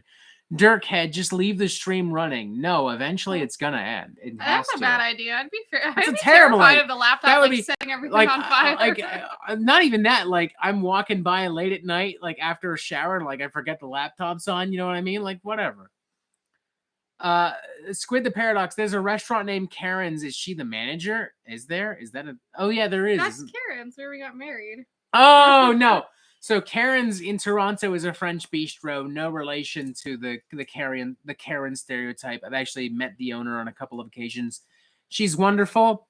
The great restaurant. It's also awesome. Spelled with a C, so it's also spelled different. with a C. It's also specifically called Karen's Rosedale. So yeah. Sebastian Ibarra, Karen's Diner in Australia. I've never been to Australia, so no comment. PNS, what's your favorite Pantera song? What's your favorite Pantera song? Okay, it's so stereotypical, but Cowboys from Hell. Okay, I mean, it's a bop. It's that fucking riff, man. Like Pantera sucks, but even that whole album is so good. It's that riff. It makes you want to fucking punch something. It's Dude, I just want to punch so much fun. motherfuckers just thinking about that. Also, like I always liked A New Level from Vulgar Display because it has that really sludgy riff contrasted with those kind of groovy, thrashy kind of barrages. I like that song a lot. Cemetery Gates as well. Squid the Paradox, also all of Glamterra, no. Power Metal, maybe. I'll give you that, but the rest of it, no. Felix Wolf, controversial opinion. Power Metal is Pantera's best album. I'm not sorry. I mean, that's not too controversial nowadays. A lot of people like the power. Too much wine. Like also a little bit of gin. Are you sure you're okay with that? Because you usually get I'm sick gonna after. stop. I'm Okay. gonna have this, and that's literally it. I also finished off the Burning Kiln stuff. Okay. It's good. Yeah, I know it is. We got the whole night ahead of us. No, I'm just jealous because I kind of like that Burning Kiln stuff. Oh, I'll tell you what. We'll go back to Bordover and we'll get some more Burning Kiln shit. Yes. Easy peasy. Kind of a little annoyed that your mom drank all the sweet leaf. Yes, that's right. We bought 2 bottles from the Burning Kiln, and my mom, because my family has this trailer in Port Dover, and we went there in the summer. And my mom drank a bottle of sweet leaf Riesling that I had bought, assuming that it was Pinot Grigio because it's the only wine that she drinks. Turns out it's not that. It's sweet leaf Riesling. So yeah. Yeah, if I remember correctly, we took a bottle of wine from her to make up for it. Yeah, I know, but it's not the sweet leaf. I mean, That's a good point. We'll We'll just have to go back to Port Dover next year. Plain Yeah. and simple. Get lots of wine. Shout out to all my Southern Ontario subscribers. Port Dover, what up? Shoot me a message next time you're down there. PNS, what's your opinion on Damage Plan? They're lame. That's my opinion on Damage Plan.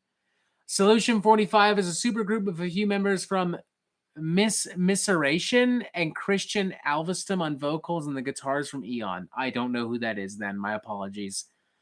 The Shags. Oh God, the Shags. Why are y'all talking about the Shags? That's one of the worst fucking bands ever. They were like a 60s kind of pop rock band. Okay. And it was just like really sloppy and poorly produced. It's just bad. Solid bad out of 10. Yeah. Mm-hmm. Tell you what, since you're not actually on this channel that often, what's your favorite metal album of the year so far? Oh my gosh, why would you ask me that now? Why wouldn't I? Why the fuck wouldn't I? Because I don't remember anything. I don't know, mate. It was okay. That Imperial Triumphant album. Nice, based. What else? I like the new Acid Witch because it's Acid Witch. Hell yeah. What else? Not too much because you're doing your top 10 at the end of the year, just like me. I'm trying to remember what the hell's been released. I have the worst memory. I don't know anything. Maybe you should watch the Metal Meltdown more often because I hear that guy. He talks about a lot of new metal, and he's also quite handsome. So yeah. I mean, that's just what I've heard. Maybe. That's just what I've heard. Maybe. Yeah. Maybe. Galo Sniper, what's Anna's favorite metal genre? What is it? That's so hard because it's changed so much. It's changed. What is it like so right much. now? Like gun to the head, what are you picking? I'm just gonna say thrash because Thrash? I've been listening to like a lot of old school thrash. Hell yeah. Jacob Cully, oi, what's up? Squid the Paradox, Anna is the stoner metal meltdown. That's accurate. Honest to God, that's fucking accurate. Unironically. ASMR Arsonist the Narcissist, Black Braid. That Black Braid record was great. I forgot about that. That was really well done. Native American black metal, very spiritual, very like emotional, really well done.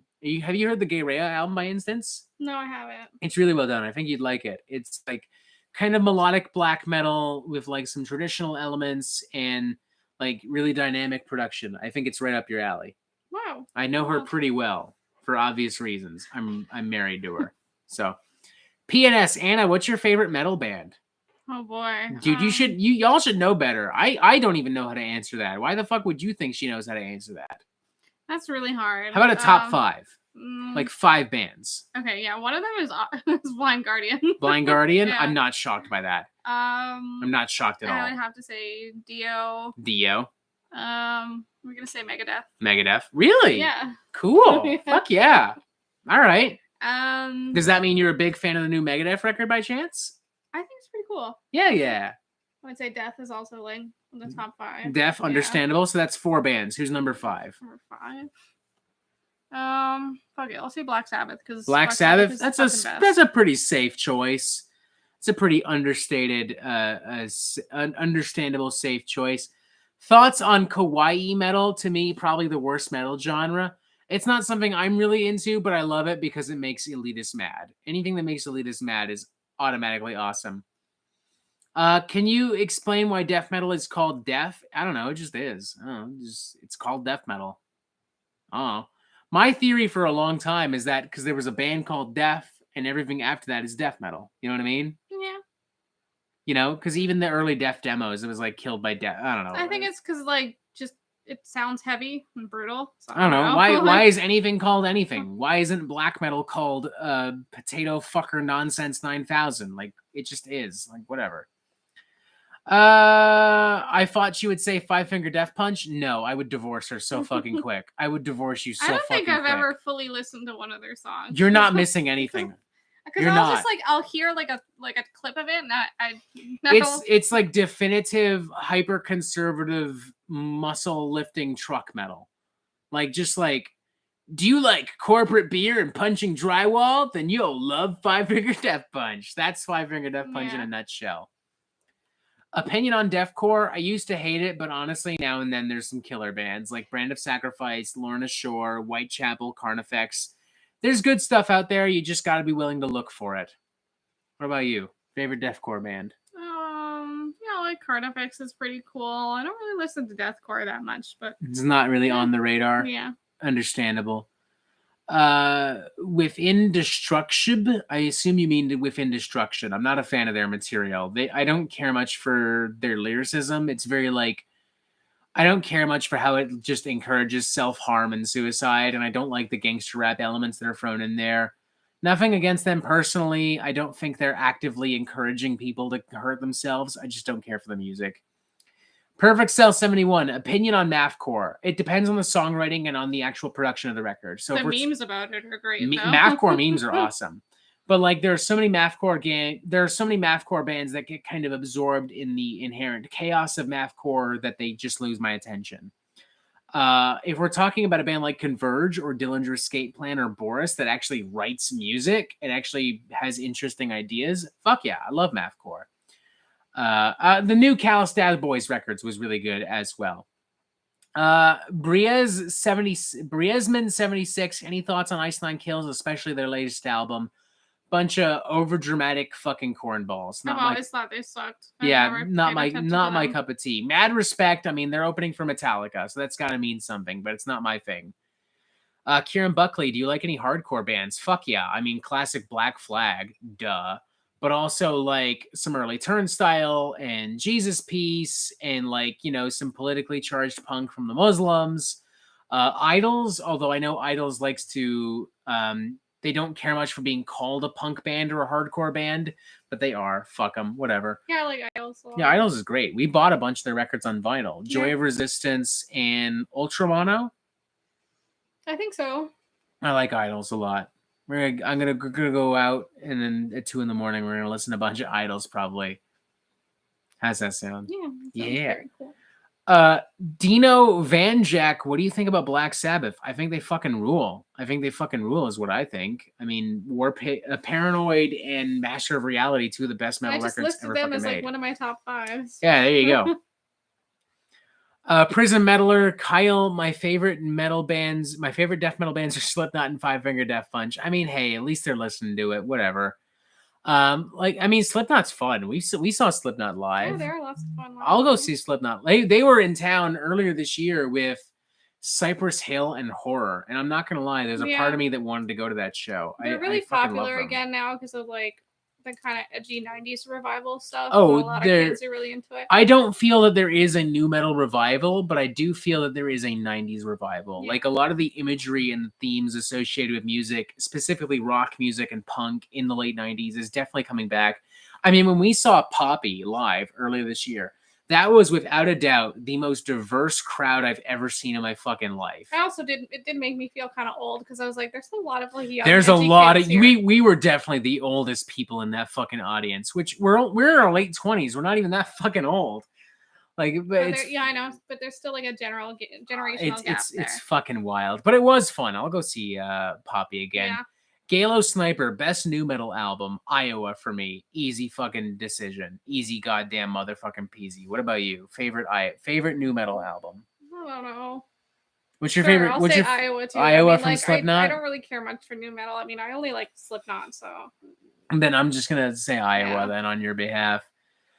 Keezy says, "Hi, I'm new to your channel. Do you like Opeth? Fuck yeah, Opeth is fucking awesome. Great band. I love everything they've done, the death metal and the prog rock stuff. Blackwater Park, I would argue, is kind of a perfect prog metal record, but I also really like Heritage and Pale Communion. It's all great stuff. What do you think about Abuff, the new album? I was personally not a fan. What do you think? I don't care.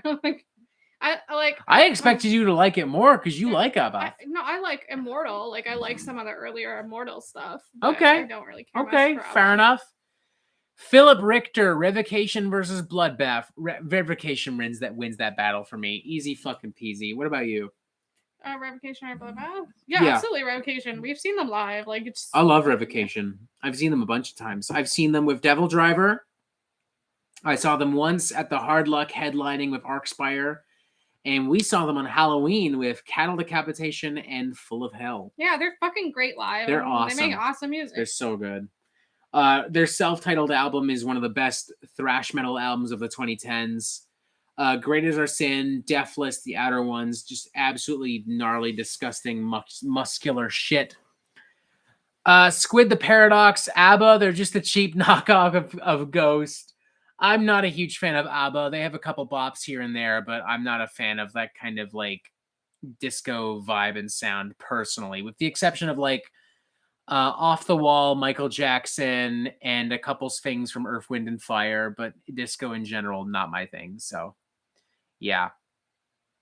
How about Behemoth? I love Behemoth. The new album and the debut are the only things I don't like from Behemoth. What about you? Thoughts on Behemoth?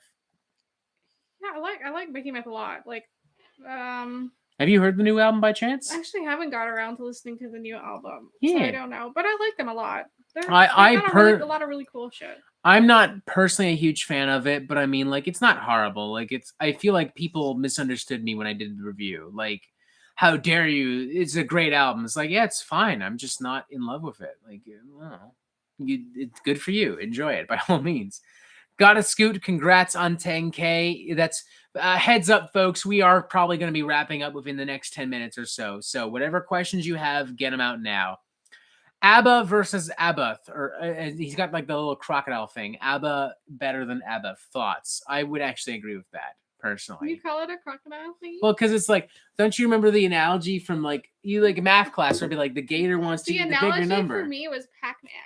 For me, it was a gator. Like the gator wants to eat the bigger number. Yeah, I get it like that. Like the gator doesn't want to eat the 10. He wants to eat the gator doesn't want to eat the 10. He wants to eat the 12. That's cute because for me, it was like Pac-Man. That's what they would say. Squid the Paradox. Chompy is an ABBA fan. He most certainly is not. No. I promise you on that. Chompy is really into classic thrash and Floridian death metal, and also he is into like modern hardcore and thrash and death. He's not into anything else, really. He's not an elitist, but he's not an elitist. I feel like I don't want to speak on his behalf. What do you say? Yeah, I agree. Yeah. Thoughts on Sepultura? Fucking awesome band. Awesome band. One of the best ever. What Breichman76, what's the best live show ever if you have to pick just one? I've seen so many fucking bands over the years. I'll say this. One of the best shows I ever saw, Certified White Guy moment. Seeing Leonard Skinnard in Lewiston, New York. That was a wild show. That was actually a really great show. Slayer, both at TD Echo Beach and on their final tour, was awesome too. Code Orange on the Mayhem Festival was great. Cattle Decapitation, every time I've seen them. Lamb of God, every time I've seen them. Stevie Wonder was fucking awesome live. Stevie Nicks as well. What about you? What are some great concerts? What are your favorite concerts? I love when we saw Guar. Seeing Guar live was so yes, much fun. Guar. So that was an much fucking awesome. fun. I did not expect to leave that show covered in blood and guts and shit, but you know, there you go. That Amin Ra was that was like such. That was like an experience. emotional experience. Like that challenged me psychologically. And we saw Death Heaven at yes, Philly, that really made cool. you a fan. Like Yeah. we went to Philly and Anna was down, but like she's like, and then like we saw Death Heaven, and after the show, she was like, I think I love this band. I think I was wrong. I never hated them. Like I like their stuff, but like after that really was sold like, you on them. Sometimes it's like that. Like there's some bands you see live and you're like, holy fuck. Like that's kind of how I felt after seeing Lamb of God the first time I saw them. Like beforehand, I was like, whatever. But I saw them at the Cool House, a venue that no longer exists, with Killswitch Engage and Testament, and that was like, all right, I think I do like Lamb of God now. This band rules. Favorite thrash metals? Do you mean bands or albums? I'll only answer that question if you specify. Hi. Hi. What's up? How you doing? I'm good. That's cool. I'm excited to eat. You're excited to eat. We're gonna wrap up soon, so we'll leave around like 7 and then be on our way to do this stuff. Squid the Paradox bands. All right, favorite thrash metal bands. I mean Metallica. Those first 5 albums are untouchable, literally. Testament, Creator, Voivod, Megadeth, Skeleton Witch. Although they lean more towards like black metal, especially with like Devouring Radiant Light. But they are a great band. Toxic Holocaust. Yes. Vector, warts and all. Shit, who else? Classic Anthrax. The big 4 in general. Like, I love Slayer. I grew up on thrash metal, so I'm kind of biased here. Like, I love like that classic 80s thrash metal sound, and even like the revival stuff from the late 2000s is I love that shit. What about you? I mean, yeah, like everything. All the bands I mentioned. Yeah, it's just like I was like, yeah, that's all. Power that's Trip, great, come to think of it. Rest in peace, good sir Riley. You beautiful motherfucking bastard. Did we mention Municipal Waste? We did. Okay. Yeah, they're great. I mean, they're generic as fuck, but like, fuck it. They perform. Seeing them live, that was they so much they fucking perform with an absurd level of energy. Like they fucking bring it. Like I saw them in 2017 in Philly. They had a 20-minute set. And they brought the fucking house down. And, you know, we saw them earlier in August opening for At the Gates, and they were fucking awesome. Squid the Paradox, Municipal Waste based. Fuck yeah. Havoc's a great one. They are great. Yeah, Havoc is great. Gamma Bomb. Lich Gamma King. Bomb is awesome. Lich King, I love Lich King. I like how much more tongue-in-cheek and self-aware Lich King and Gamma Bomb are. Like I feel like modern thrash bands could actually learn a lesson from them. Galo Sniper, favorite Creator album. I'm tempted. Pleasure to Kill is the obvious choice for me personally, but it's all great. Crocodile, thoughts on Funeral Doom metal. Some of it I really love. Like I have to be in a certain mood. You're a way more depressing, edgy bitch than I am. So why don't you take the lead on this? I like it. Like I love listening to that shit sometimes. Sometimes you're just really in the mood to listen to it. It's great. Quit fucking with the table. The camera's shaking. Sorry, fidgeting. You're fidgeting. Yeah. You okay? You want a little fidget toy or something? No, I'm good. That's just how I am. Okay, understandable. No one's gonna give you shit. It's all good. But yeah, no, I like Funeral Doom. It's fun. Best fun to listen to. I think the best Funeral Doom record I've ever listened to is still the Atramentus record. Yeah. From 2020. Like, yeah, that's a really fucking good album. Like I love Philip Tuga went out of his way to like really craft a world around that album. and the production is amazing. And there are some little elements here and there, like you have like the crazy symphonic black metal elements and some more classic doom metal elements. And it's so evocative and lush. Like that's like legit my favorite Funeral Doom record. No, like period. Evoken is an amazing Funeral Doom band. They are a great band too. Shadow the Hedgehog is just a cheap knockoff of Anna. I feel like that's an insult. I'd be insulted at least. How do you feel? I feel weird. Do you remember the Shadow the Hedgehog game? Yes, I had one for the PS2. Dude, it was fun. I love how Sega just went, how do we make Sonic better? I got it. We'll give him a gun. Yeah. Like that's the basic concept. Let's just give a hedgehog a gun. Fucking insane. Michael Miff, your recommended metal podcasts, Rob Flynn's knowledgeable ones. I don't know. Drinks of Johnny, I think, is cool. I like a more laid back approach. Same with Vox and Hops. I mean, I would argue anytime I do a collab or an interview, it just turns into a podcast. So fuck it. I'm a name drop myself there. What about you? God, I don't even listen to music podcasts. I listen to stupid ass podcasts. That's true. When Anna's off the clock, she listens to a lot of she watches a lot of like meme compilations and a lot of like the podcast politically charged shit. Yeah. Like I'll come home and you'll just be watching like Hassan and shit like that. I'll be watching The Yard and Hassan talking about like how many dump truck asses liberals have or whatever. Some nonsense like that. G Piercer 1, do you listen to the song 10,000 Fists by Disturbed to celebrate 10,000k subs? No, I did not listen to 10,000 Fists. I did, however, put up a short with Vegas from Doja Cat. That song is actually like a guilty pleasure. 10,000 Fists, really? Yes. Fucking hell. Was that the same album that had the Genesis cover, Land of Confusion? I think it was, yeah. I think God bless that. I love that. Yeah, I must have seen 1,000 dreams. I'm sorry, it's so edgy. I love it. I remember long ago. It's like when the sun is shining. Yeah, it's so good. It's so silly, but I love it. I don't know. It's like a guilty pleasure for me, that whole album, really. Amir equals Acacia Strain ripoff. No, because Acacia Strain is actually talented and they can write songs and shit. Dirk had great cover. It actually is, to be fair. It's not my favorite, but it's not my. What's like a great metal cover song? I actually like Testament's cover of Power Slave. That's solid. I got nothing against it. I think for me, like fucking Blind Guardian covering Sandman. Dude, no, lame. Blind Fuck Guardian's that. Fuck that Sandman. shit. Nuh-uh. Agree to disagree. I'll give you this. How about My Heart Will Go On from Dragon Force? That's pretty That great, song yeah. is cheesy as That fuck to begin great. with, and they cheesed it the fuck up. They just poured nacho cheese all over the shit. Bean Man, Testament covered Power Slave. Yeah, Yes, Dark they Roots did. of Earth. It was a bonus track on Dark Roots of Earth. They also covered Animal Magnetism from Scorpions, and they covered Dragon Attack from Queen as well. Animal Magnetism is like that cover is so sexy. Like I really love that cover. Jesus Christ! All right, shit. I just remembered it until like right now. I was like, that's actually a really sexy cover. All right. I liked Metallica covering Iron Maiden. Remember Tomorrow. You know what? Metallica's cover of Turn the Page I actually think is really well done. I like. GOOOO did a cover of a Metallica song, and it was like, what was it? Skull Crushed. What the fuck? It was a Metallica song. They covered a Metallica song. I showed you this a while ago. GOOOO covered a Metallica song. Someone can look it up, I guess. It's so fucking like good. It's like really grimy and just raw. It would have had to have been something early. GOOOO don't strike me as the kind of guys that are into like a Black Album and Load and Reload. So I'm guessing like Skull Beneath the Skin. Isn't that a Metallica song? That's a Megadeth song. Oh, okay, whatever. That's close like enough. First album. No, not close enough.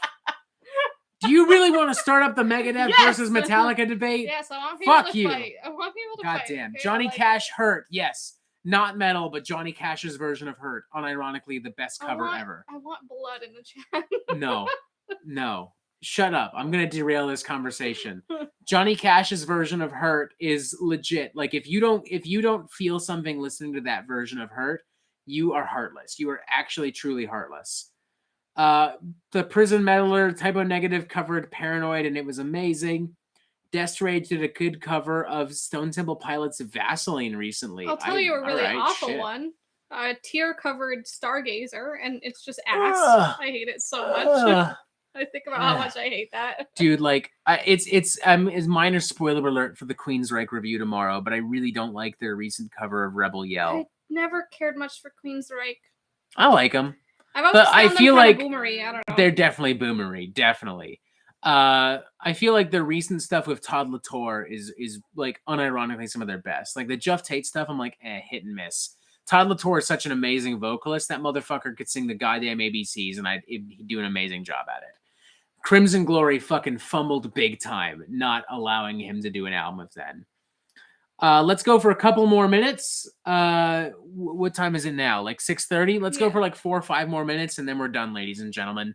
What about the debut Queensryche EP? I mean, I like it, but I can't speak for Anna. I think she's made her thoughts pretty clear. Yeah, I just whatever. I don't care. I will say this. Operation Mindcrime, I like it. It's a good album, but it is definitely overrated. Like, people talk about it as if it's like one of the greatest albums ever made. And for me, it wouldn't even be top 100, let alone top 10. Like, straight the fuck up. Bean Man, I don't like Queensryche at all, but Mindcrime, wow, man. I mean, it is a good album. Don't get me wrong. 2010's Queensryche was a huge meme in CKN channel. Jam Casey agreed. Who needs Tate? Todd Reich is great. Crimson Glory really rested on their laurels. Also, The Warning is better than Mindcrime. That I would agree with. I think the Rage for Order and The Warning are actually better than Operation Mindcrime. I would actually agree with that statement. Michael, Miff, have fun, you two. Take care. I take it that means you're on your way out. Hayden, congrats on 10K, Robert. Congratulations. One more drink. Let's finish this at least. Wow. That gin is fucked up, man. Holy shit. That's definitely the That last. means we gotta make more gin. No, it doesn't. Shut your fucking mouth. Yeah, we're gonna I'm make more going gin. to murder you. Yeah, we're gonna make more gin. No, shut up. We're Shh. gonna make more gin. Shh. I'm gonna do it. Shh. Are you done? Are you done? No. Congratulations. Hopefully many more years of Metal Meltdown. I mean, fuck it. If people are tuning in, I don't see why not. I don't see an expiration date per se. There will come a point where the Metal Meltdown just has to stop. But I don't see that anytime soon at this point. Western Canadian reviewer, homemade gin. That's correct. As my sister Jennifer gave us, it was like a kit to make gin. And all it required was vodka because it came in this bottle. It's shaped like a stormtrooper helmet. That's correct. It was. And there's like all these herbs and shit in there already. So yeah, like juniper berries and cloves and peppercorns. So the idea was we fill the bottle with vodka and we let it ferment for about 2 to 3 weeks, and then we make our own gin. And this gin it fucks me up so hard every time I have a drink of it. Holy fucking shit. I keep saying I'm not going to drink it, and then I drink more of it. I know. Because you're like, I'm sick. I was, dude. Why. After the Pantera drinking, after the Pantera why. fanboy drinking game, that fucked me up, man. That fucked me the goddamn fuck up. Prison Meddler. I also like Def's Judas Priest cover Painkiller. Oh my god, fuck yeah. Crocodile, one of the best metal YouTubers. Absolutely. Thank you. Oh, that's nice. Fuck yeah. Oh, nice. Western Canadian reviewer. Oh my god, that's awesome. Thanks, bud. It was great. Man, I gotta make my own alcohol someday. Yes, you do. I mean, it's an interesting endeavor, to be blunt. It would be pretty cool if the Metal Meltdown got to a point where we had our own signature booze. What about a moonshine? Yeah, that'd be cool. Awesome. I want a moonshine. A rum would be. I think I like the idea of a moonshine just because, like, I got that little bit of Southern spirit in me. You know what I mean? Yeah. I like that idea. Especially since it's expensive as fuck down here in Australia. Jesus Christ. Jam Casey, I like the drinking games, but I believe for your own safety and sanity and pleasure, you need a drinking game partner. I wouldn't object. Anna, would you like to join me for the next fanboy drinking game? Yeah, I would. That'd be fun. I don't picture us doing a drinking game for a bit, though, because, like, nothing has pissed anyone off lately. Except even the Five Finger Death Punch review did not get the kind of outrage that I expected. Like the Ozzy Osbourne fanboy drinking game got a bit of outrage, but nothing crazy. Blackwater Russ, I gotta go. Congrats to you both. 10K well deserved. Drunk Meltdown is adorable. Yeah, he is. You're biased. Shut the fuck up. You're drunk. Shut the You're fuck up. very silly. Shh. No. No. No. No, I won't. Shut up. No. Southern Spirit, why you didn't invite me? I am the Southern Spirit. I got Southern Spirit, dude. I mentioned this. I've mentioned this many times. Like, my family has spent countless winters in Tennessee, North South Carolina, in the Smoky Mountains, going to Pigeon Forge and Gatlinburg. I'm like, I was born here, but I am definitely a Southern motherfucker at heart, minus the racism. I feel like that's important to clarify for obvious reasons. G. Piercer, what would it take for you to do some vocals on an album? Why not give James Labrie from Competition? If someone fucking gives me some cool songs, sure.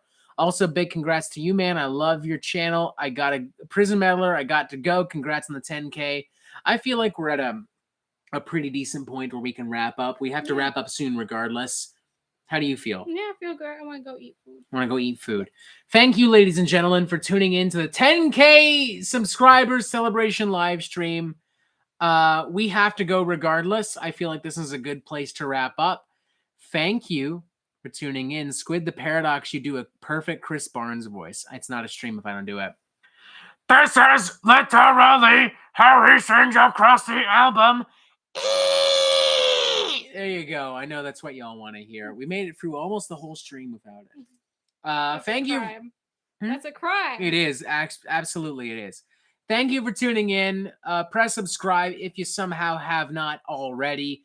Thank you for everything. This channel does not exist without you. We have lots of cool shit on the way. Lots of merch. Anna's going to become more active on this channel. I'm going to make it happen, even if I have to point a gun to her head. You don't have to do that. I'm not going to have to do that, but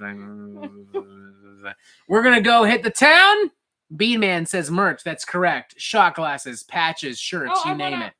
If anyone's an artist and you're open to commissions, I would like to get your information because we are looking for people to design stuff. Yeah, I'm actually officially now going to put Anna in charge of the shit because I got enough shit going on. So whatever fucking questions you have, direct them to this motherfucker right here.